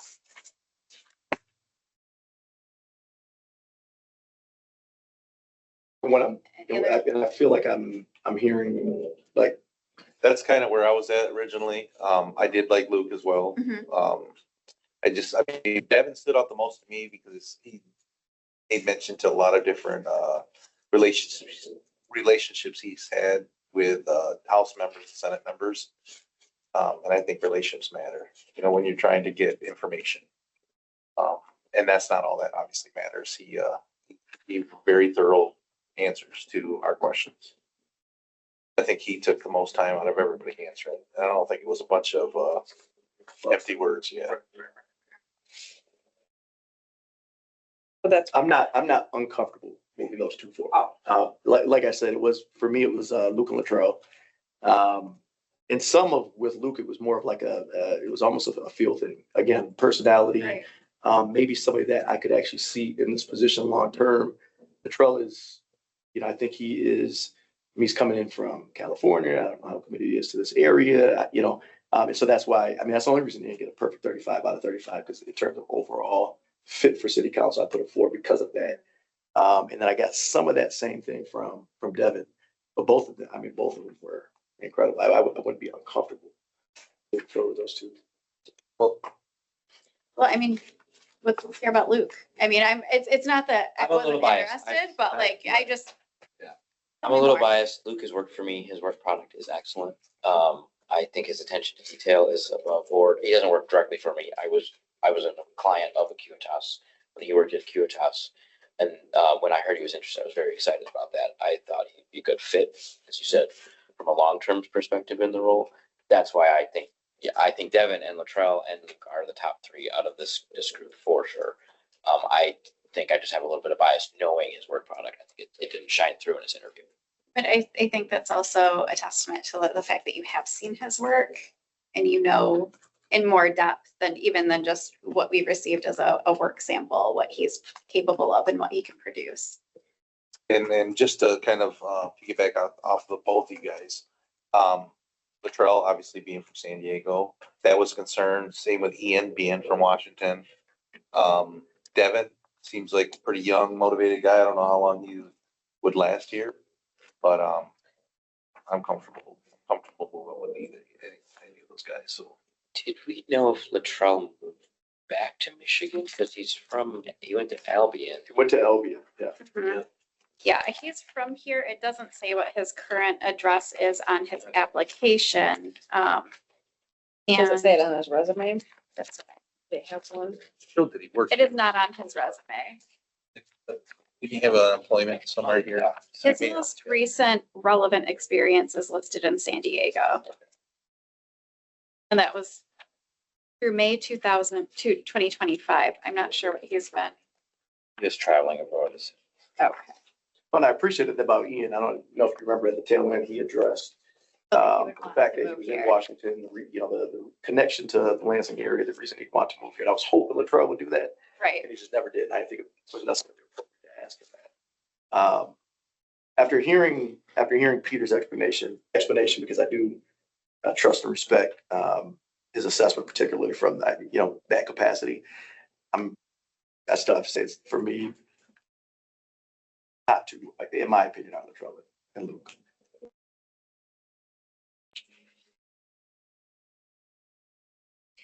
Okay, are we comfortable moving forward with Latrell and Luke as our top two? I am. I'm fine. Yeah. Okay, so then we would ask, yes, You were wondering about his location. He lives in Lansing. he does live in Lansing. Latrell. Thank you. Okay. If HR could move forward with contacting Devin Woodruff, Ian Connolly, Jacob Bartman, and Anthony Jenkins, and thank them for interviewing, but that we are going to move forward with this process with another candidate, just so that they're aware and they can continue their job search. And then also letting Latrell Crenshaw and Luke Thiel know that they continue to be in the running. And in the meantime, we will work on screening those additional applicants. And should we say we will need to meet either way on the 22nd, June 22nd. You want to set it for 4 in case you have to do second interviews? We're not doing Well, we're not doing second interviews. Oh, you've already got 2.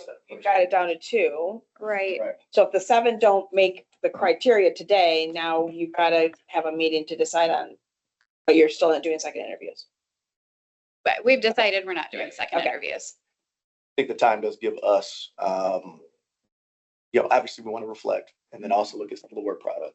So hopefully that'll move it down. So 5, 4:30? You got a time. Cow's at 5:30, right? Mm-hmm. So 4:30, 5? 4:30 and I'll move Cow to 6. Okay, 4:30 should work. I think you're full. Yeah, Aiken County's coming that night. You've got. We'll talk about it.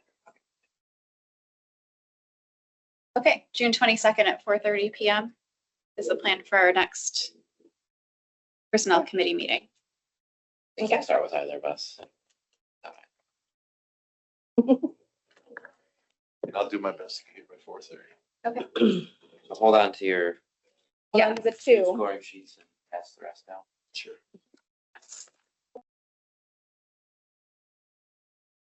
And the applications of the people that you rejected will be shredded. Okay. But just the results can go back to the applications, and then I'll take everything else back. Or just, you don't have to do it right now, so You through with it? I'm just. Just make sure I get them back so I can shred them. Okay, is there anything left that we have to discuss? I don't. And anything that you send me yet today, Keisha, I will send to you. Okay. Perfect. Okay. So Just you. yes. Okay, no further business on the agenda. Committee on Personnel is